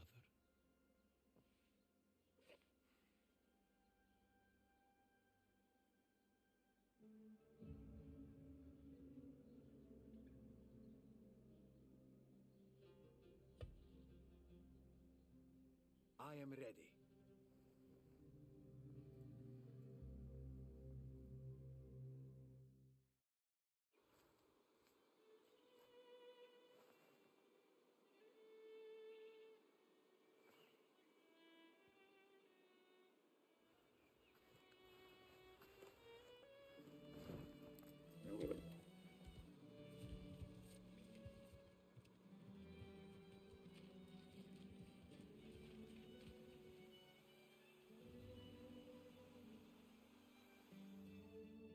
Got to give it to this game. It's so beautiful. So Bassam has had one of the most interesting stories in the game as far as story arcs. The original story, we get introduced to him as a villain. But this game that we're playing right now is actually his origin story and part of like how he becomes who he becomes later. And so this story we're going to find out right now in this DLC. Where did that arc really take place? What was the most pivotal points? Because they haven't really uncovered that fully. It looks like they will. The question is, what does that mean? How bad can he get? Or good? Are there reasons for it? A lot of times we'll kind of side with a so-called hero, but in reality, some of those heroes are killing off hundreds of people. Like, is he really that good? Like, so it's an interesting conversation about good or bad,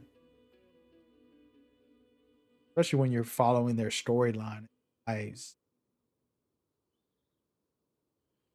I am not sure what scares me more, finding my father's resting place, or finding nothing at all. Remember, it is foolish to deny the past, yet also unwise to surrender to it. Better to face it, accept it, and move on. First, we go to the cemetery. If my father's grave truly lies there, I need to see it with my own eyes. It has been a long journey, person. Let us take the time to rest. We can go in the morning. You are right. Tomorrow shall yield its answers, whatever they may be.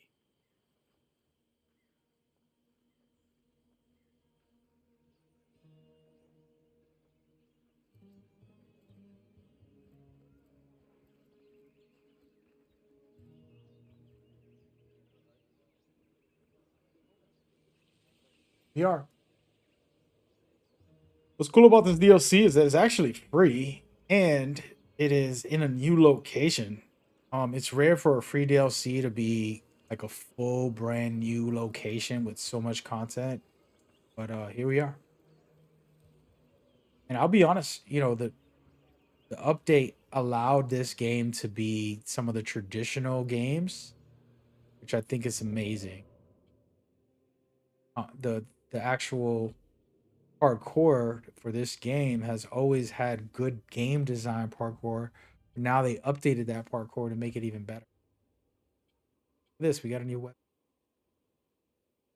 By the way, I'm using these very futuristic weapons.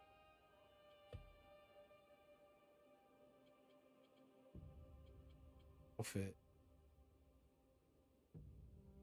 Got so many new outfits.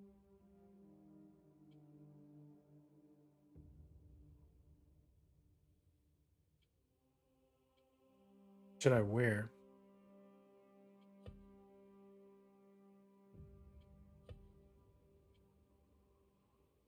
Something that fits the kind of like that kind of. I haven't used these.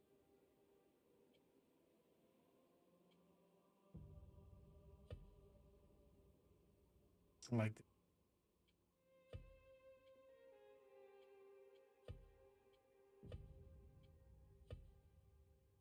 It's always funny because these guys walk around with the Assassin's Creed, you know, outfits, and somehow people don't know, like, oh, that's an assassin.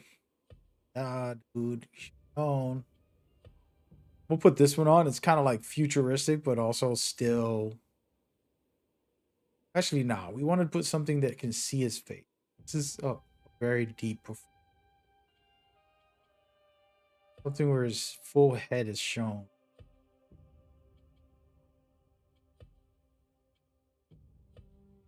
I'm gonna put a hoodie on though.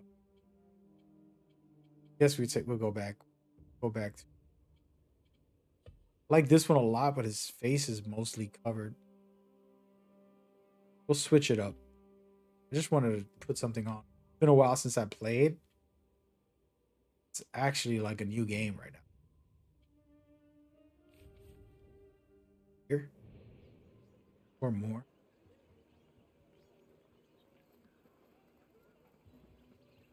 I'm gonna go straight to the story just because I want to get a feel for it, gameplay, before we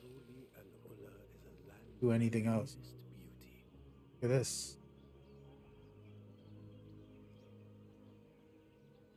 Village over there. Here.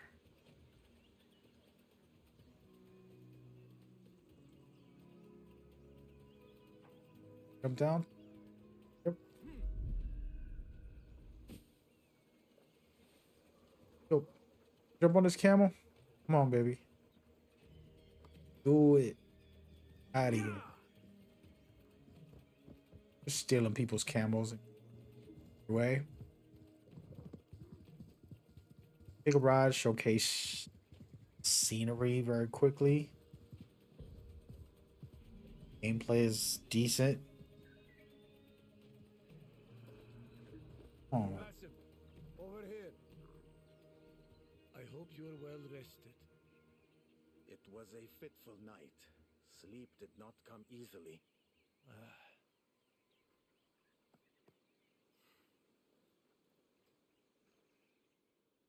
The moment of truth. Ishaq ibn Khalid. Let us look for a grave bearing his name. If he is here, our quest is done. And if he is not, there is still hope.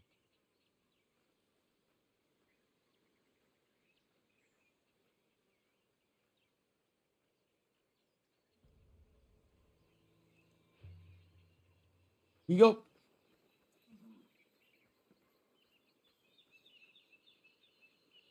Ones who remain, if you guys don't know, so many spoilers. Like, first of all, we're gonna talk about the whole series. I'm not holding back. Um, there's the hidden ones, the ones who remain. You know, there's a lot of different things in the Assassin's Creed series. The Assassins and Templars are the most known, but the hidden ones are the originators. There's a whole like deep thing to get into throughout the years. Remember, this game takes on centuries of different periods of the iterations, the origins, the futuristic versions, and all different levels. You're literally there's a time. Like, I gotta check. I gotta Google that. I'll probably look it up right now. Let's go ahead and get into it. Jarir ibn Sulaym. This is not my father's final resting place.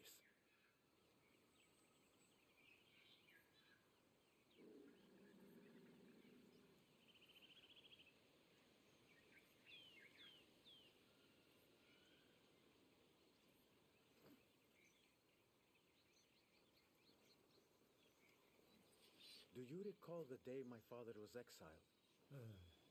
Your father was a good man, but also a proud one. When he was exiled, the burden of his shame was more than he could bear. So ashamed that he abandoned me.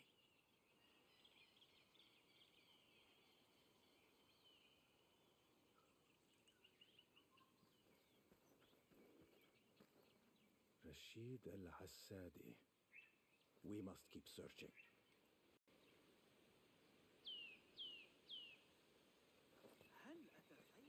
day my father left me with you, that moment has stayed with me ever since. Of all the children who have come under my care, you were silent at first. But the pain in your eyes said enough.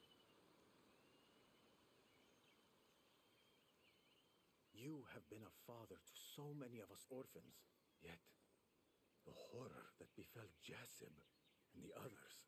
They are gone from this world, Barson, but not from our hearts. I will examine the graves to the north. You, in the meantime, continue scouring the other burial grounds. Mansour al-Killabi. Not my father. A lifetime of hopes and fears, victories and defeats. Reduced to a name etched on crumbling stone. It feels so insubstantial. Our bodies are insubstantial. The soul is what matters. You can threaten a man, plunder his goods, torture his flesh, even take his life, but his soul is his own. No one can seize that. There is no sign of him here.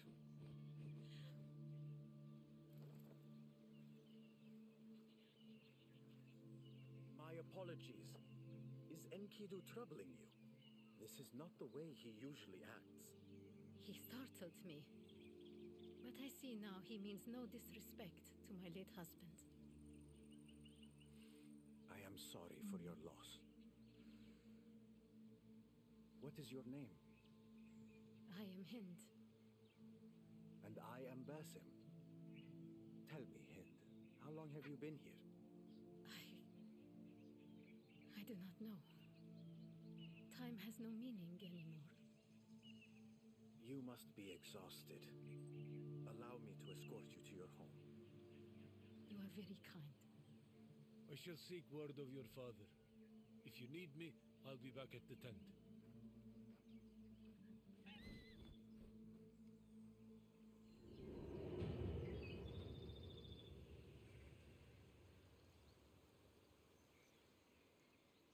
Why do you forsake our course?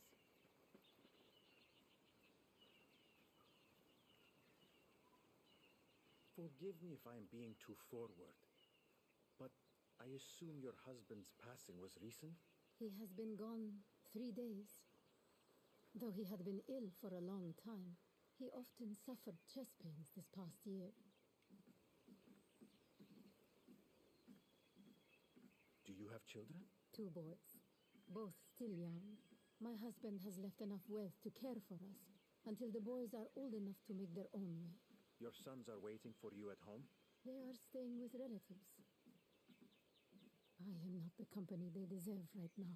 Your grief carries no shame, Hind. I too tasted its bitterness when I was a child and lost the people I cherished most. Your parents? My mother died young, and my father... It is complicated. I am sorry. Still, I was fortunate to find another family, in a manner of speaking. The heavier man at the cemetery? Heavier man? Do not let him hear you say that. My husband grew heavy later in life. You might ask your friend if he suffers from chest pains and heart flutters. I doubt he would appreciate the thought. In his mind, he remains in his prime, though his body says otherwise. Then he is a typical man.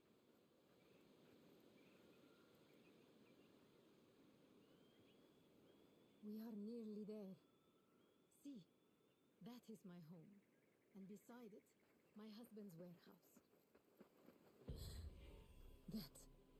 That mark. They are here. Who?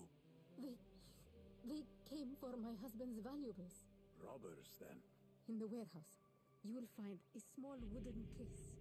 It holds my beloved husband's portrait. I beg you, retrieve it for me. But do not endanger your life for anything else.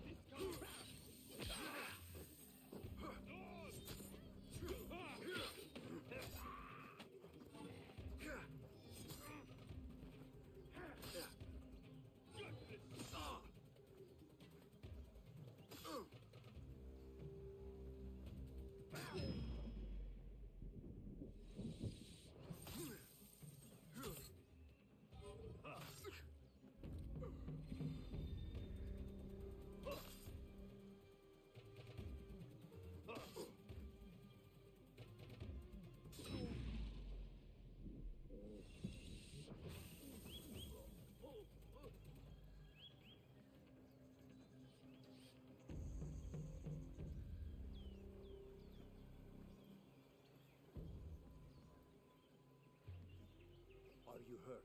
I am fine, thanks to you. I owe you my life. I will not forget it. Perhaps it is time I found another role in life.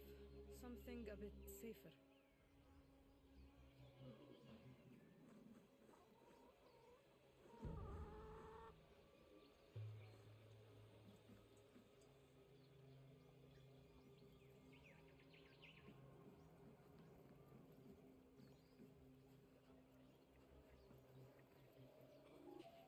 Hold up!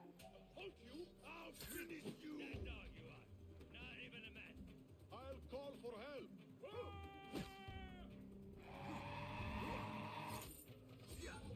Pathetic.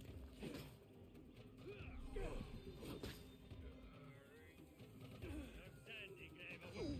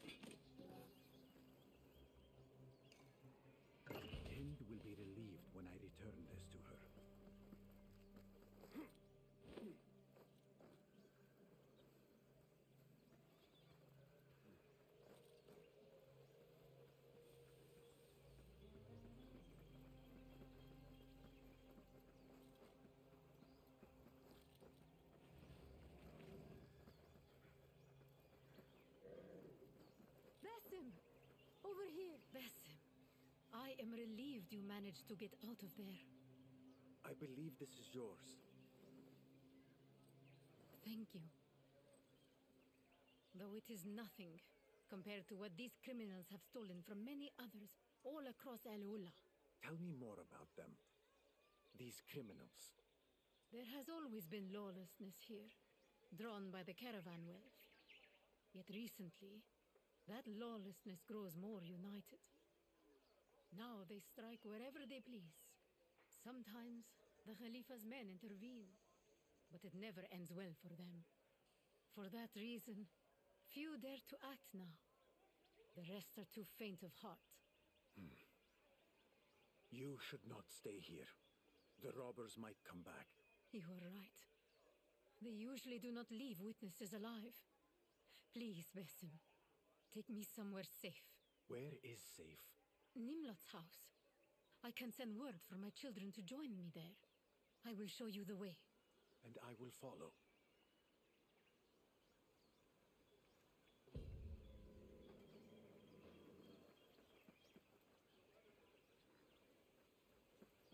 Make haste. Time slips away.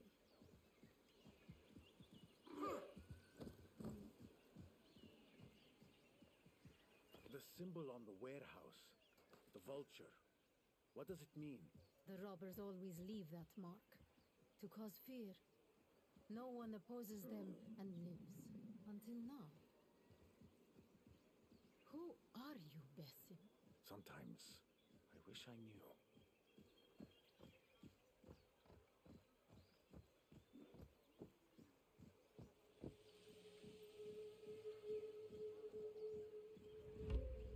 You said the lawlessness has been unified. His name is Abyss. Abyss? Oh, an unfortunate name. The one who frowns. He must have been quite the delightful child to earn such a title from his parents. He grew up here. Always a thorn in our side. But now, he becomes more savage than ever.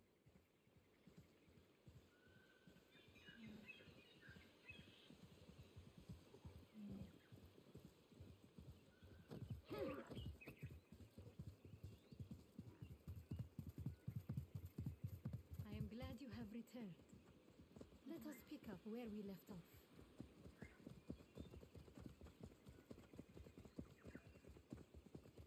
I am sure Nimlot will take me in.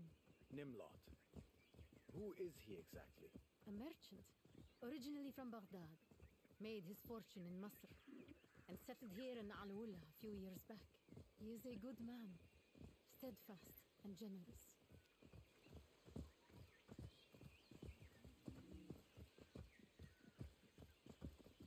For what it is worth, Basim, you have reignited my hope. It is time we people of Al-Ula fought back against the criminals. Yes, but be cautious. I would not have my example cost the lives of the innocent, especially yours.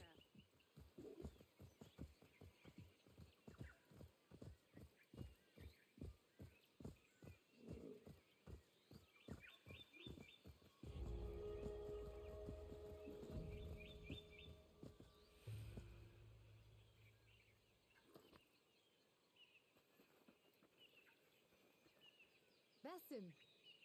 Basim, you have already done so much for me. But I have one last favor to ask. I am listening. If you happen upon any more stolen items, please bring them to me. I will see that they are returned to their rightful owners. Of course, I will do what I can.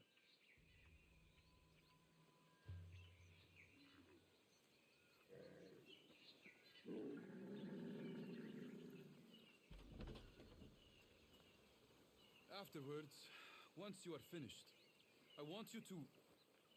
Hin, Nimlot, what has happened? the robbers.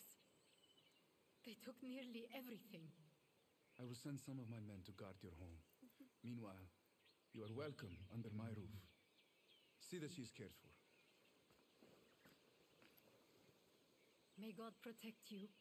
And may God protect you. And if you need me, you will find me here. You. You are one of them.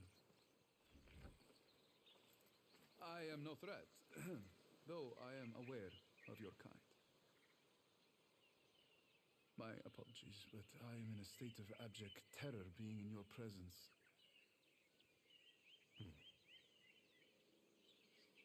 I would have guessed mere nervousness. Yet, if it comforts you, know that appearances deceive.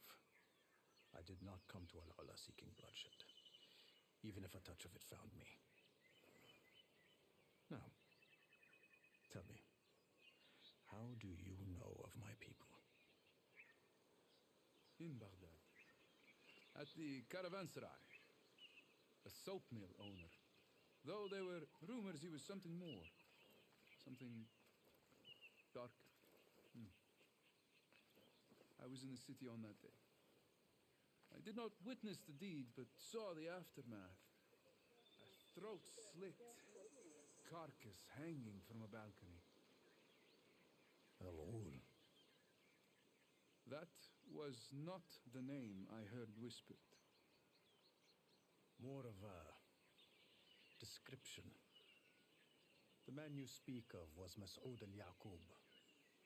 It was a righteous kill. I must take your word for it.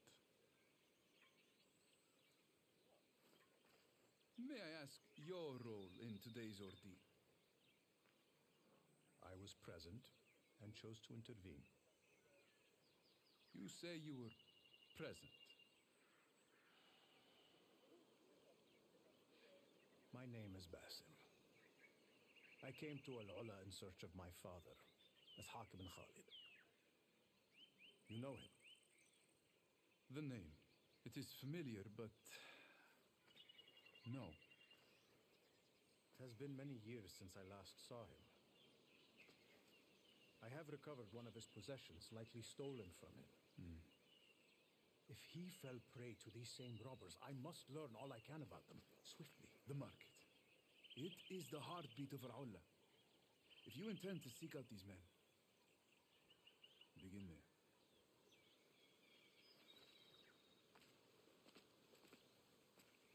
Basim!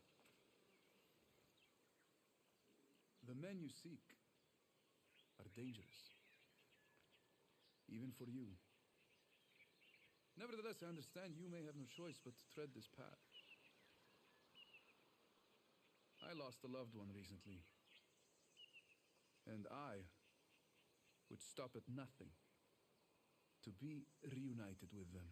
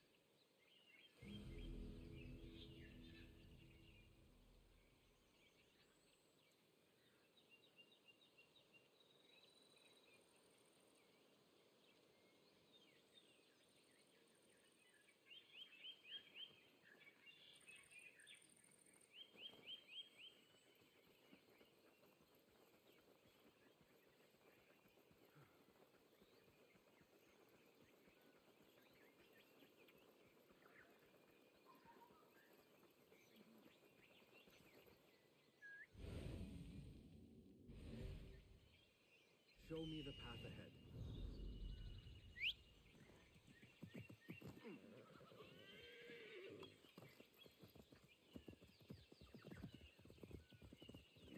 Yalla, yalla!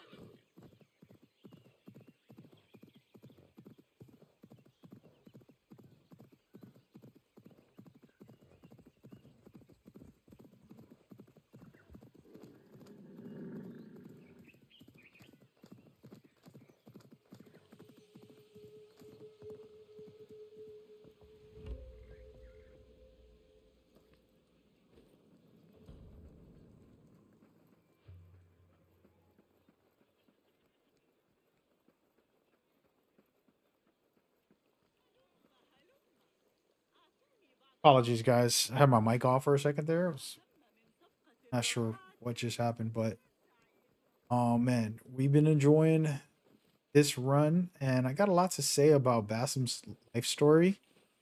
If you don't know, I'll probably spoil some of it from the previous games that he was involved in, where he was basically the villain. He basically had to fight against him, one of the main bad guys. And now this DLC, I'm sorry, this game Mirage comes out, which gave us his origin story. But this specific DLC is supposed to give us what really turned him into the heel, they say.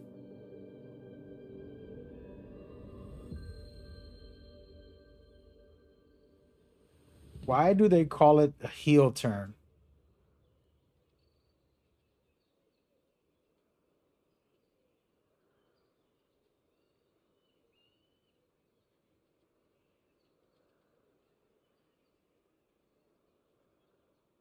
But yeah, so his storyline's pretty crazy in general.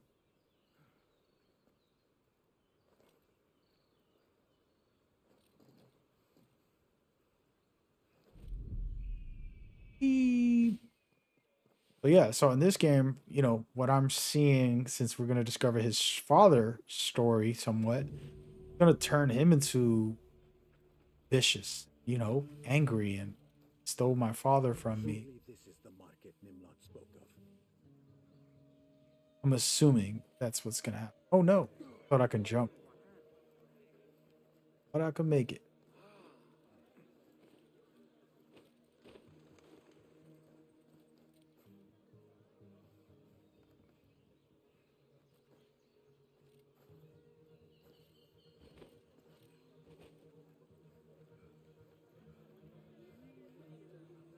Please behold the way. Take a look. I promise you will find my wares most inviting. What a splendid market you have here. Treasures at every turn. Ah, we do our best, though it cannot compare to Baghdad. I am glad of it. I came here to escape Baghdad, if only for a while. In that case, you will find Al-Ola offers much to discover. Still, we harbor our share of shadows. Such as? Venture beyond that path with caution. They say it leads to the black heart of this market, where ugly desires find purchase.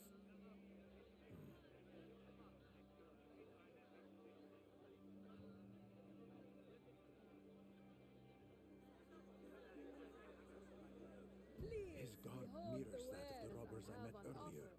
I must follow him. Everybody, this tradition from Assassin's Creed where you hail someone.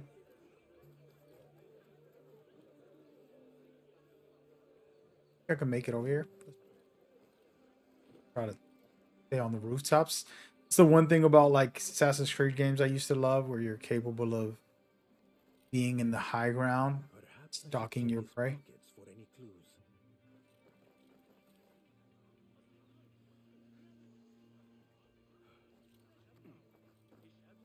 Off with you. I messed up. It's all good. I can chase him. Why am I running so slow? Is there a run button? What is going on? They're already chasing me? What is going on? I was not swift enough. Enkidu, will you help me again, friend? Oh, here getting caught. Okay, bro. Bad assassin. Lost him too.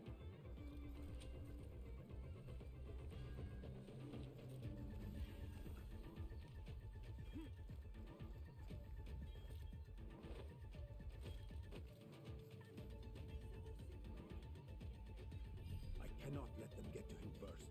My only chance to question him depends on it. What is happening over there?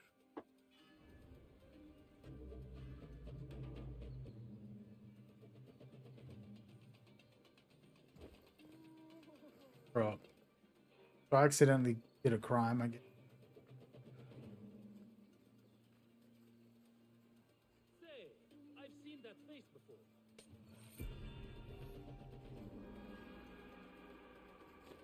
Not what I was supposed to do, but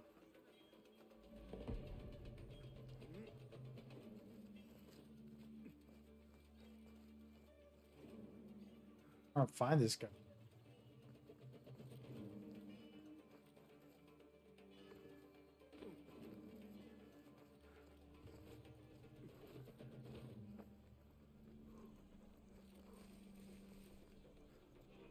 Further to the left. I'm learning my parkour as we go. I haven't practiced, played. Somewhere around here.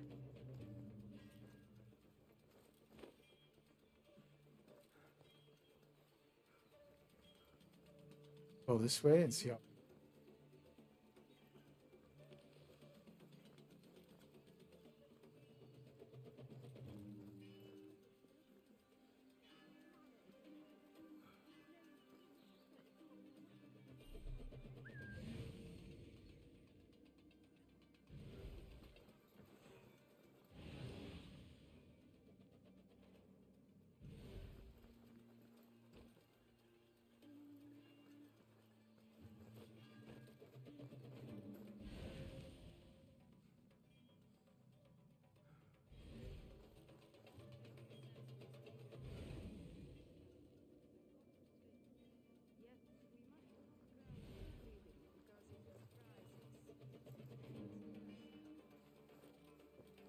Type of assassin I. Also, by the way, that cop situation, like they shouldn't have want to get me.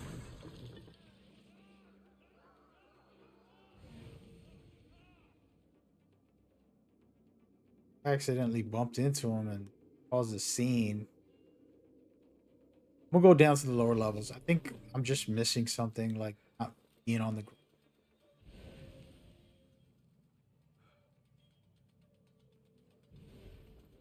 Has to be him.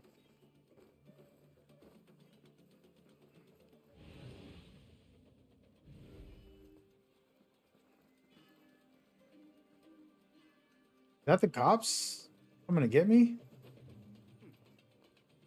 Heck. I think that's. You're chasing somebody.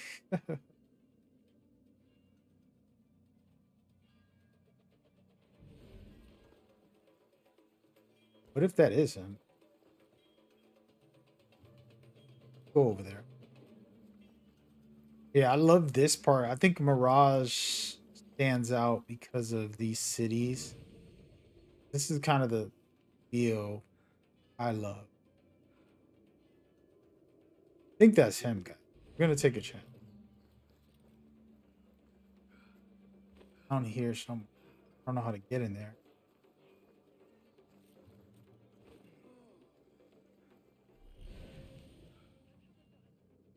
See if that's him. I'll get in there. Off.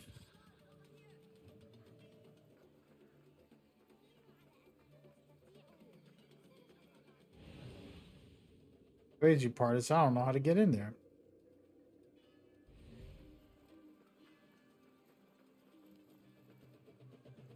Underground location.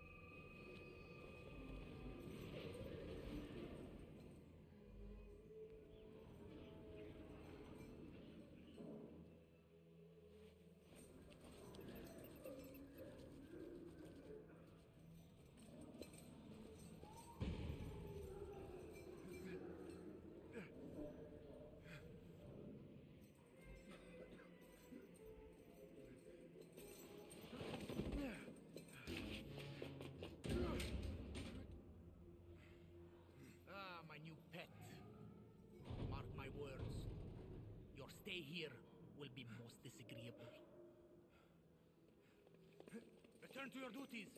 Tell the others the threat is over.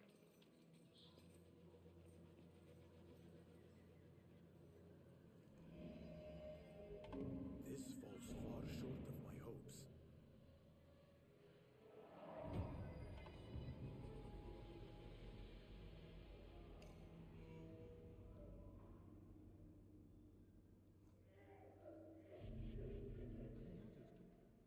There are more of us on the day shift lately. No one wishes to serve under that new captain overseeing the night guard. He is as ruthless as Abbas himself, and better trained for battle. But how are those few left on night duty meant to patrol the entire prison? Harsh methods are their only hope.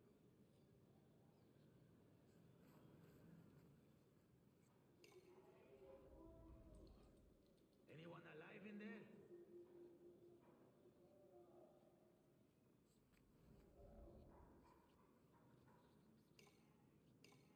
Newcomer, you still breathing? Apparently. Then look on the bright side. You will not be for much longer. The ugly man who acts as if this place belongs to him. I get the impression he does not serve the Khilafah. You mean the Abyss? So, that is Abyss. He treats the prison as if it is his own den. Even has a special chamber here.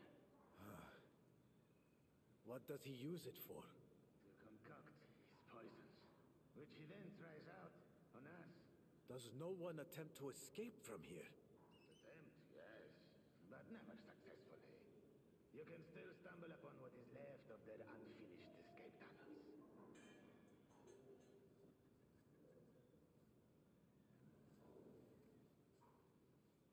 I must keep watch for any chance to slip free. Though opportunities are scarce in this place.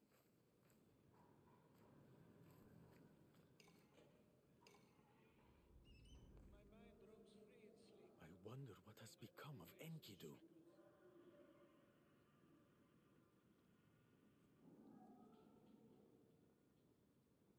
I hear the silversmith has gone 40 days without so much as a crumb.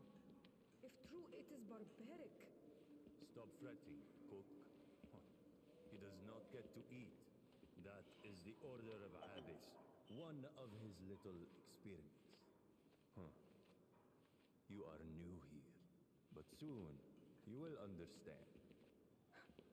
Abyss is a stain on all this land. Shut up, wench. Or maybe you would like to become the next experiment. I cannot help but pity this silversmith. As for the cook, was that Hin's servant?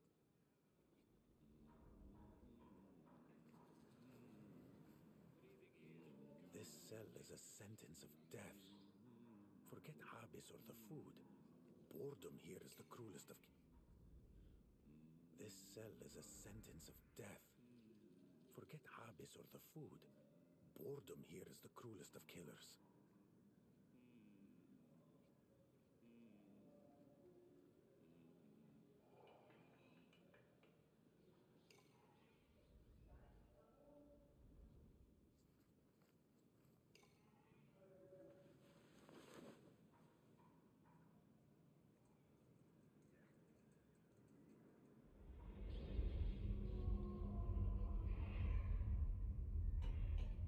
You. Are you awake? What crime brought you here? I have committed no crime. Why are you here then? I was looking for someone. Who? Have you heard of a man named Ishaq ibn Khalid? The old fool who claims to be the Khalifa's architect? He dwells in the oasis. A house with a blue door, in the farmer's quarter. You are certain? In Al-Ola, everyone knows everyone. We are a small community after all. Nimlot did not know of him. Nemlot, the foreign merchant from Masr? He's rich. Why would he care about the likes of his hawk even Khalid? What more can you tell me about this hawk? What more do you want? How is he? How would I know? I recognize his face, but we are not friends. If you want details, escape from here and learn them yourself. Here you die slowly. Nothing happening.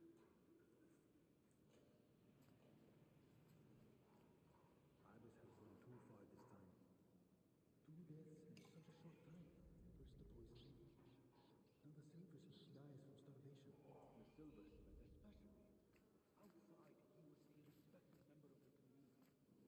Inside too. Like that Metal Gear moment of trying to figure out how to get out of jail. Prison. This could be poisoned. I should not take the risk.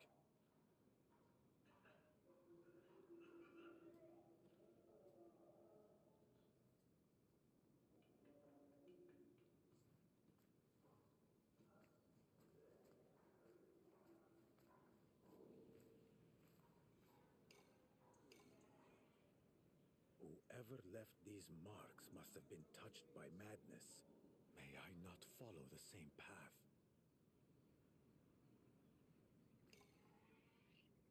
There once stood a man here. Now only bloodstains remain. I must be more than this.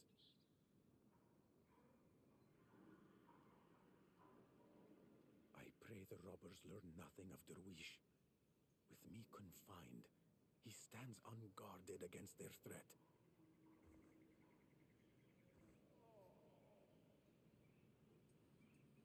Ibis himself nearly had us the other day. It was a close call. You were fortunate. Keep clear of him next time.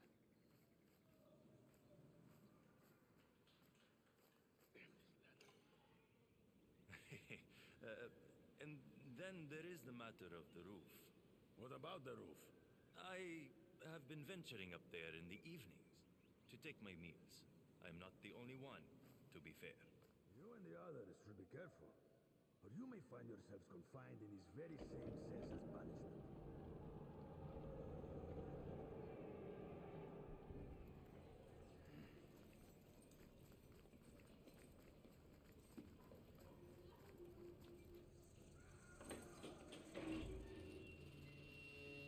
Time to see if my newest brew is all it promises to be. No, no, please, have mercy! Not even a dog deserves that. I am not going to tell him to stop. Useless fools. Get in here and hold him down. Hold him.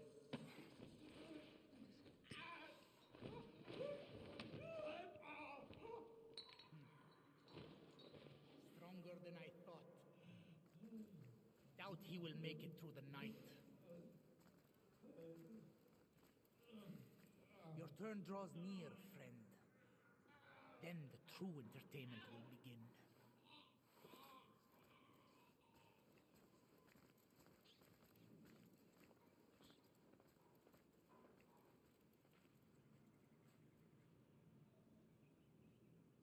This confinement, the threat of torture.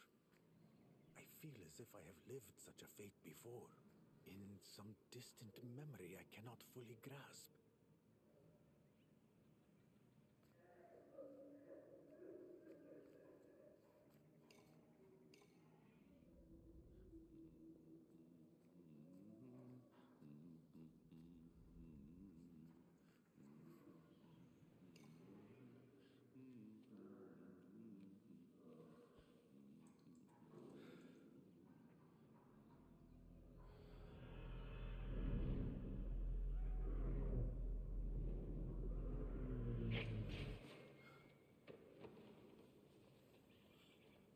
For a man who starved to death, he is heavier than I expected. He had plenty of friends here.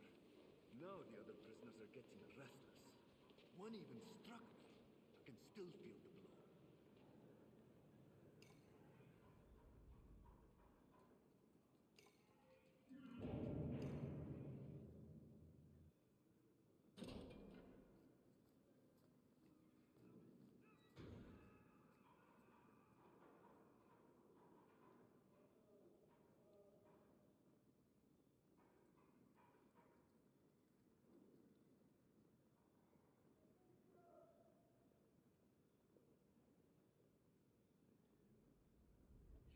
you there? You are Hin's servant, correct? So it is you, my rescuer from the warehouse. I should be equally surprised to see you in this place. I did say I intended to seek a new path in life. And you chose a prison, run by criminals and crooked guards as your new calling. All men must eat. Although I am not sure what I cook here counts as food, or just another form of Abyss's torture. When we last met, you swore not to forget the service I did you. I remember. Then perhaps you could fetch the key to this cage and hand it to me. To steal the key would be far too dangerous for me. But if you can find a means to slip free of these bars, I may be able to aid you in some other way. How exactly? There is mandrake in the kitchen. With it, I can try to brew a sedative strong enough to lull the guards to sleep. That would be a tremendous aid.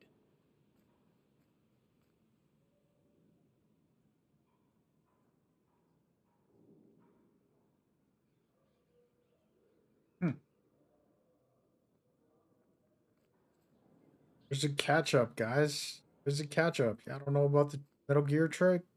Come on, bro. It's a classic. Get it. Where have you gone, Enkidu? If you still draw breath, I would welcome your help.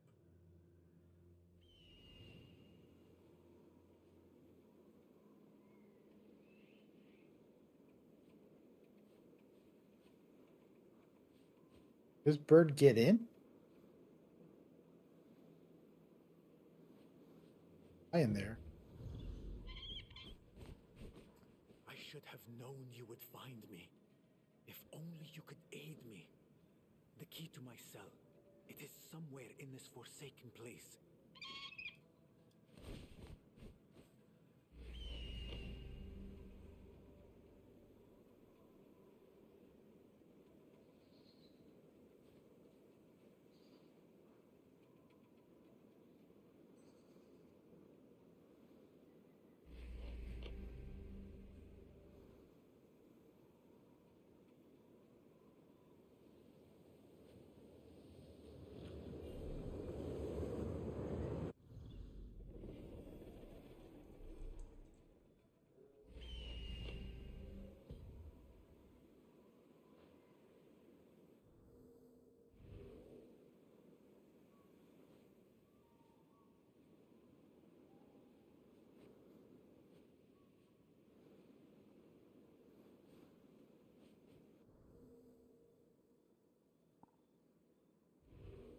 Here it is. They're gonna shoot me though.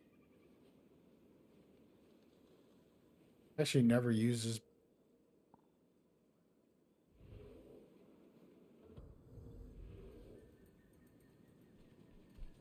I usually play without the bird.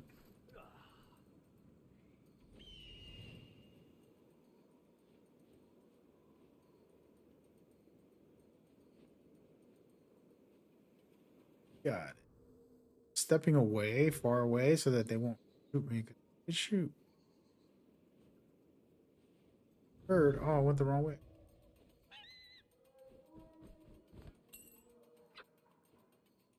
Thank you, my friend. I can always count on you.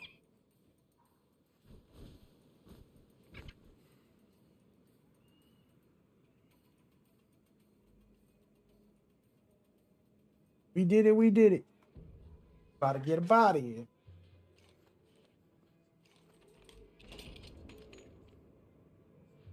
About to get a body. I like it. A little prison break. Though of humble make, these weapons should serve me well. Before I depart, I must settle Abyss's fate for good.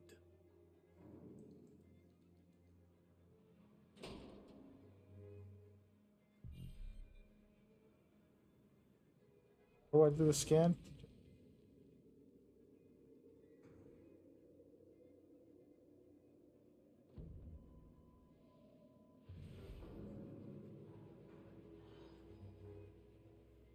They see me? I get around.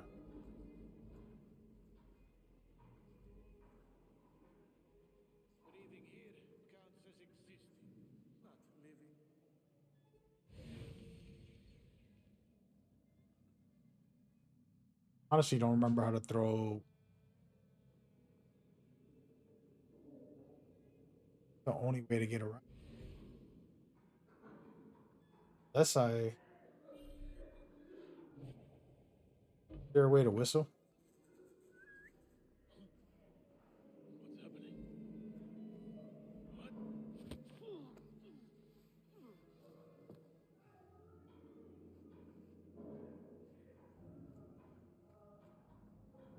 Goes.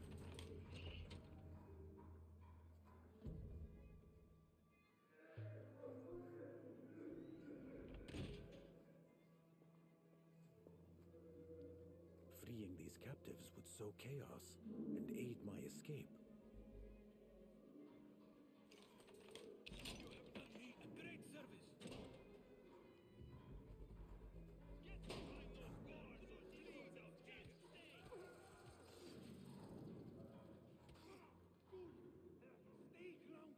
Right.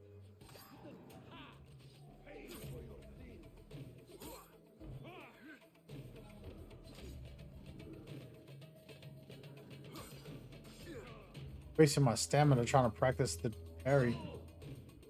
There it goes. Got it.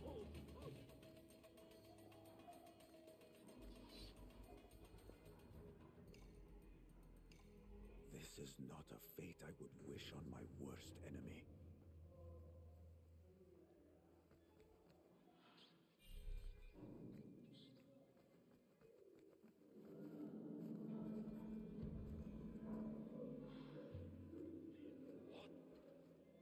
The potion that Hin's servant brewed has proven potent indeed.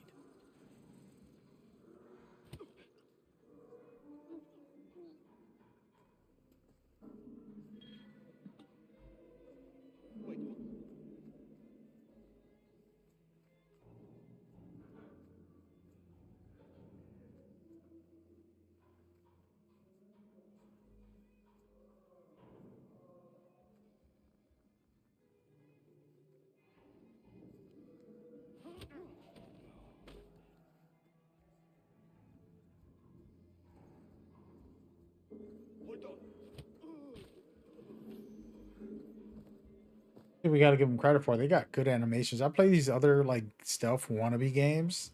Don't be having good animations. Like, dude, you really need to execute. Here's the keys.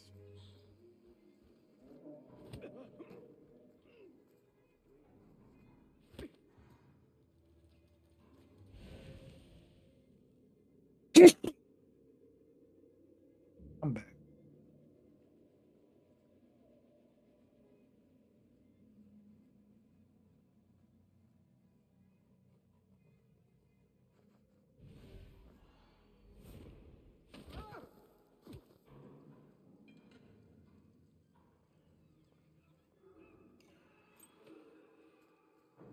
The reason I'm knocking these guys out is because I don't need them to get back up. Biggest issue is going to be they sleeping because of the ladies' ever medical concoction. But they can get up. Knock them out yourself. That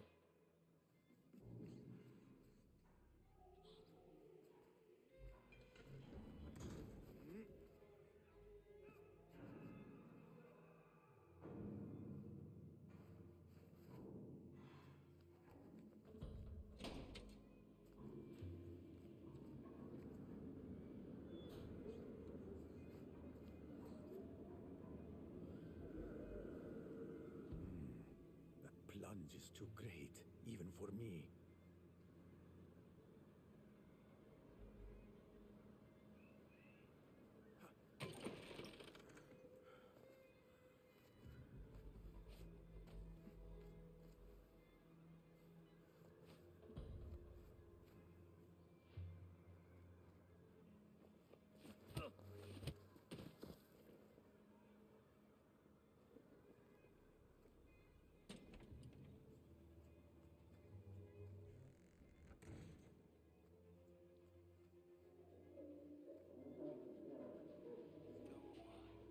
Oh no. Come on, player. What? Try to throw something at me?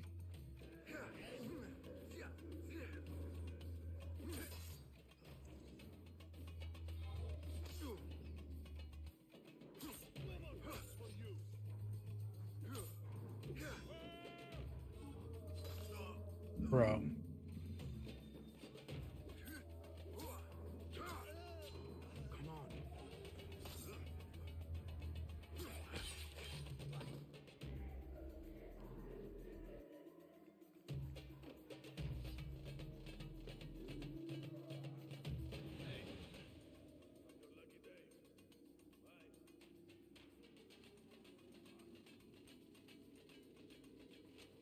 Two of them.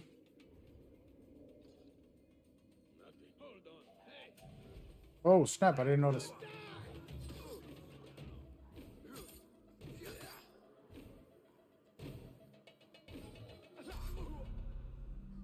Bro.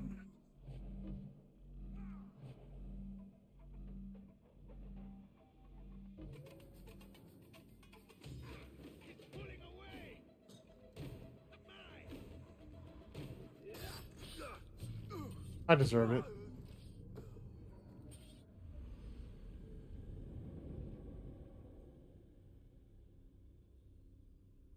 So you know it's real. It's been a while. Normally I run through all this stealthily, and even if I do get in combat, totally fine.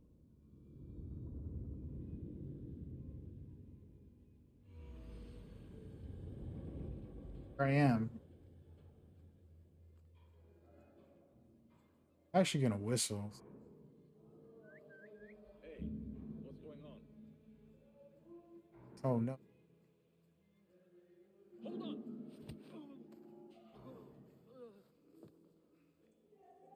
Or not. Forgot they all that.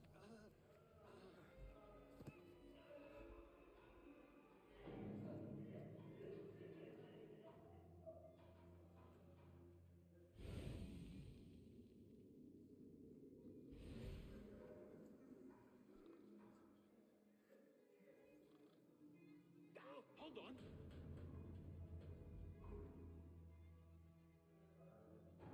What is at work here? Better luck next time. Hey, what was that? I'm gonna take my time and use the mechanics if he's here.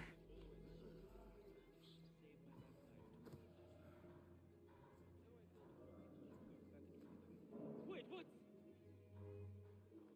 Over there. By the stars!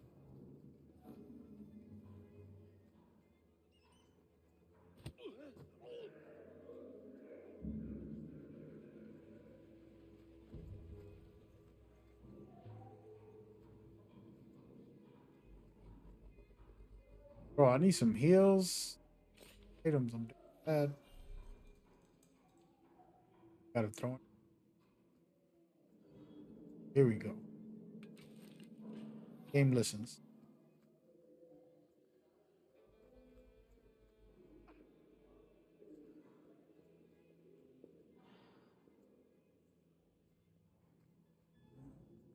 Pick up, buddy.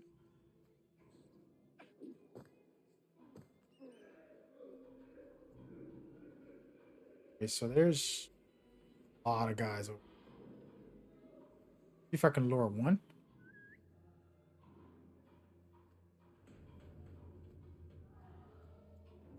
Oh,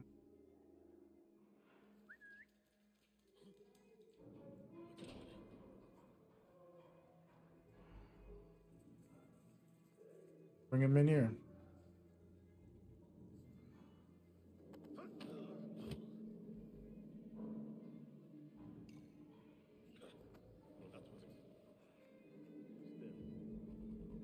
Very nice. Oh, wrong button.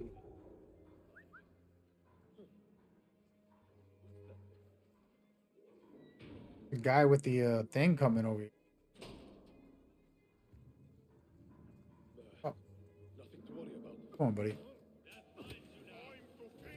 He made it over here. Can't see. Wait a minute.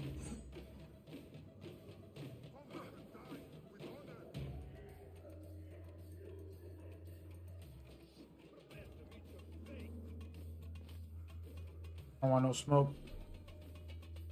Gotta be anonymous to go here. Oh, this is a bad idea.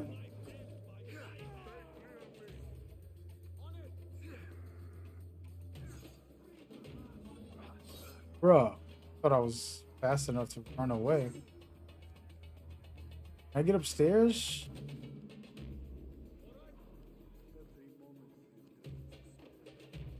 Need them to see me up here. Oh.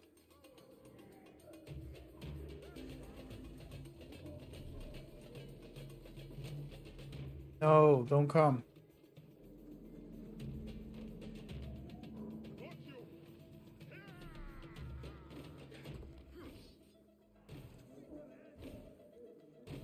All right.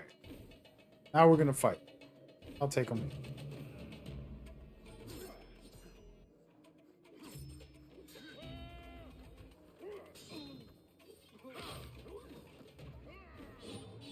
Oh, big guy. Huh.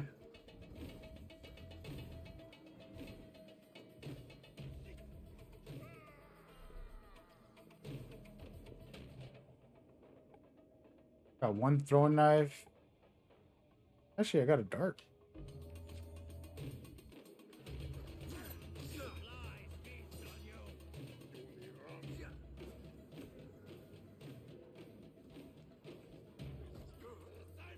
Dude is hitting me with those rocks and they actually hurt. Oh, there's more than one?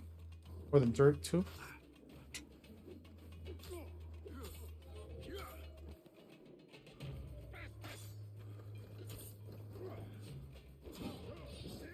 Bro, I'm cooked. Gotta run again. Alright, well, need environment kills. Weapon is not doing it for me.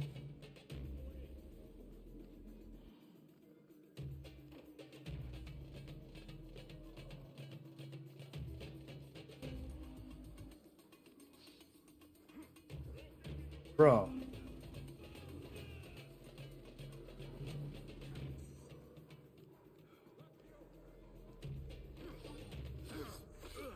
It is. I deserve it.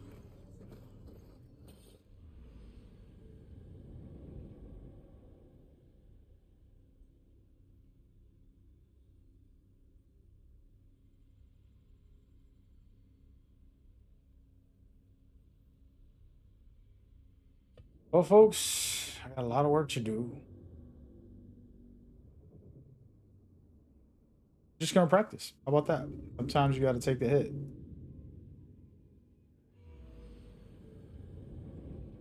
I can practice my stealth, which I'm usually really good with. Most times. Lately. In this game right now. This guy. Come on over. Me, but grab him. Sure. Grab his teammate.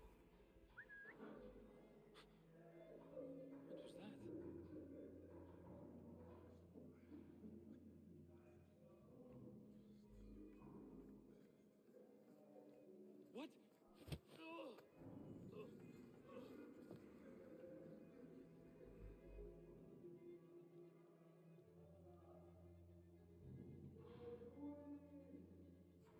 Go. Take our time. We'll get this done quicker. Run around trying to do combat. All this up right here.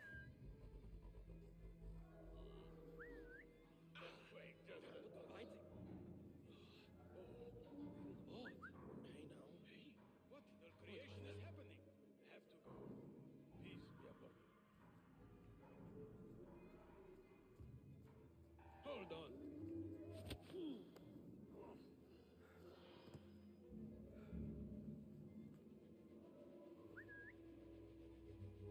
What up, boy?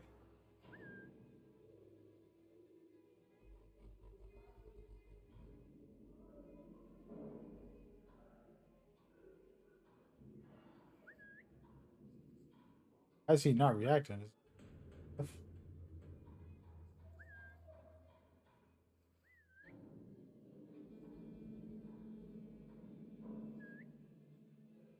He is. Well, that's a realistic thing. Usually never happens like that. I think I can just run at him. Oh, now he. Hey, what?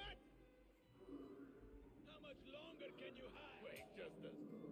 Bro. Meet your god!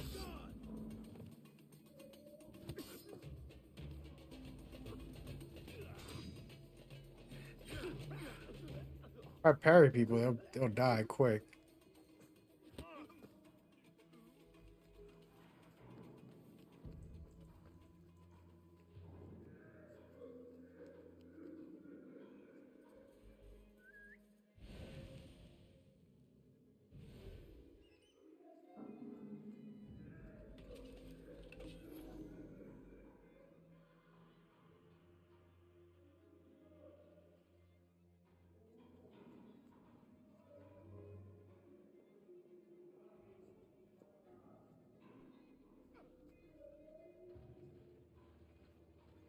That's the guy we gotta assassinate.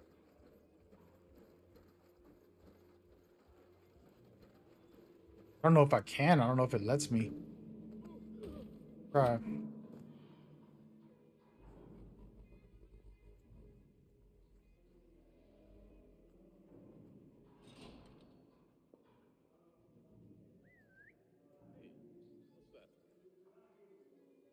Come on over.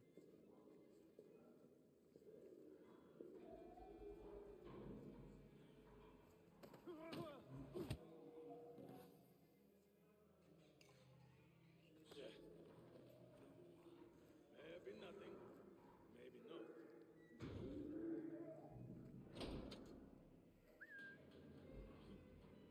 What's happening? I'm cheesing this game with the spray.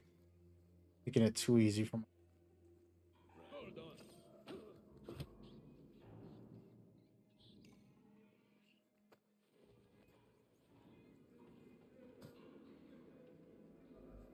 Look alive, man. Trouble's been sighted. We'll stay awake.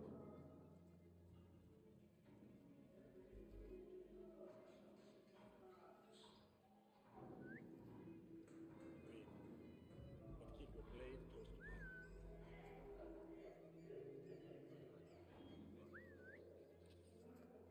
It's nothing. Alert! We've got company. Hey!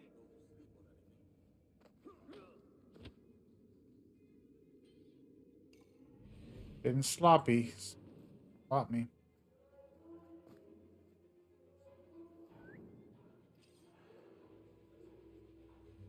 See, this is a cheesy way.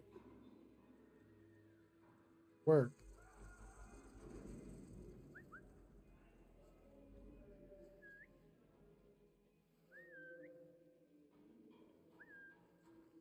Right. Back to the boredom. Hey!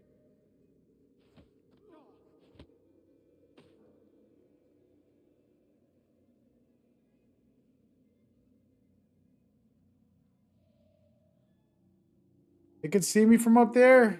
No. Gotta go, buddy.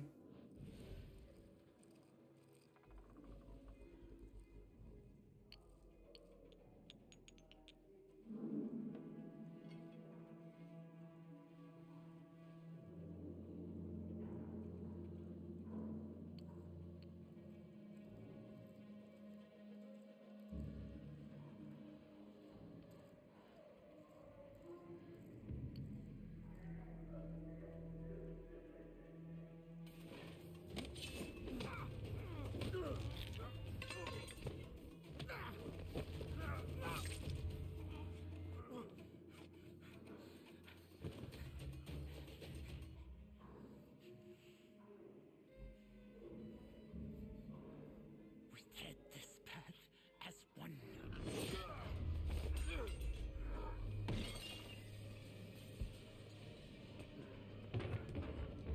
Damn.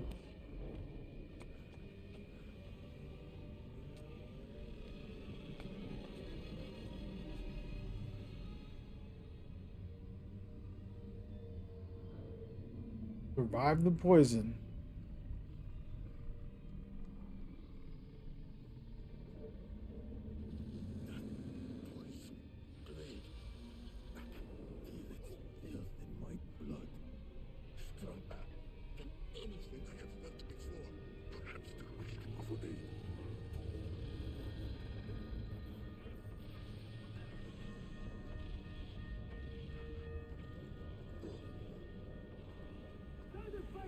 Bruh, I'm so dizzy. I'm climbing when I should be jumping. Goodness. Don't do drugs, children. Oh, I got killed.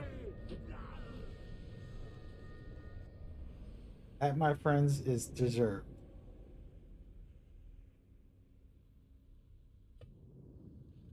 Again, I was just trying to run instead of fight.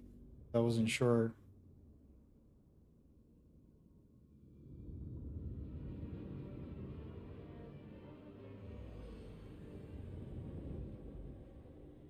They do have some food around the area.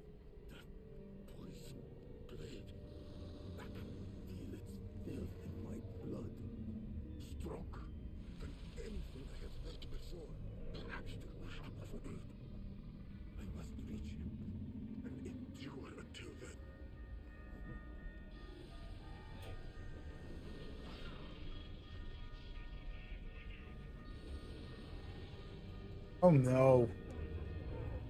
Did it again. Just trying to jump. Shh.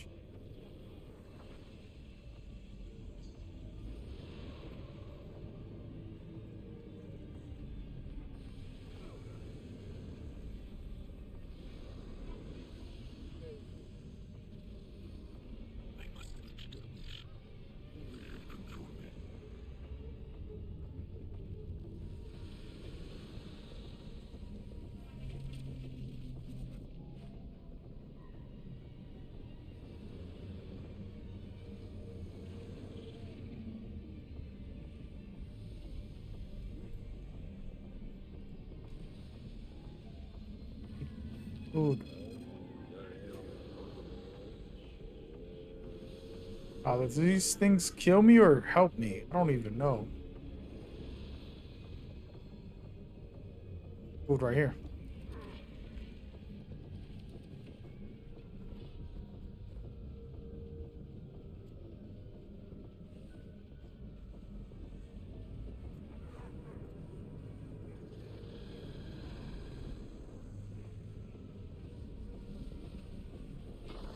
Bruh.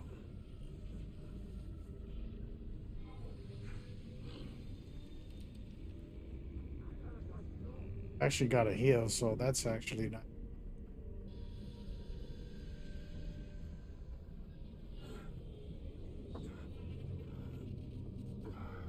How does it feel?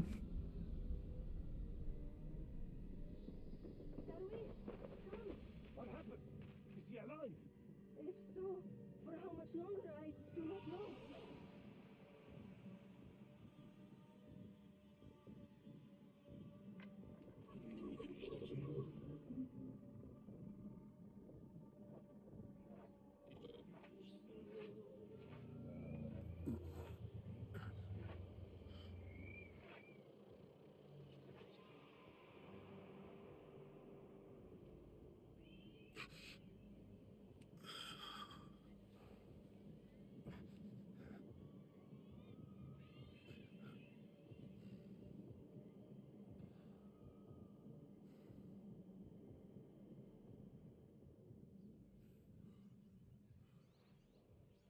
Drink.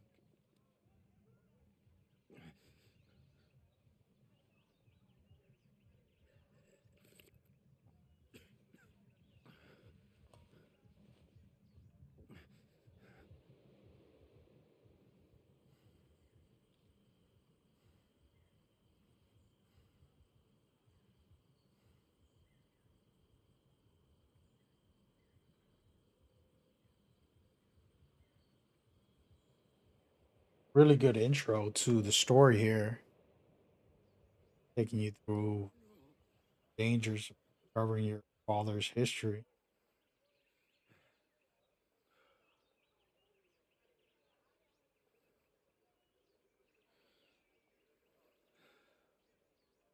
Chores. Crazy.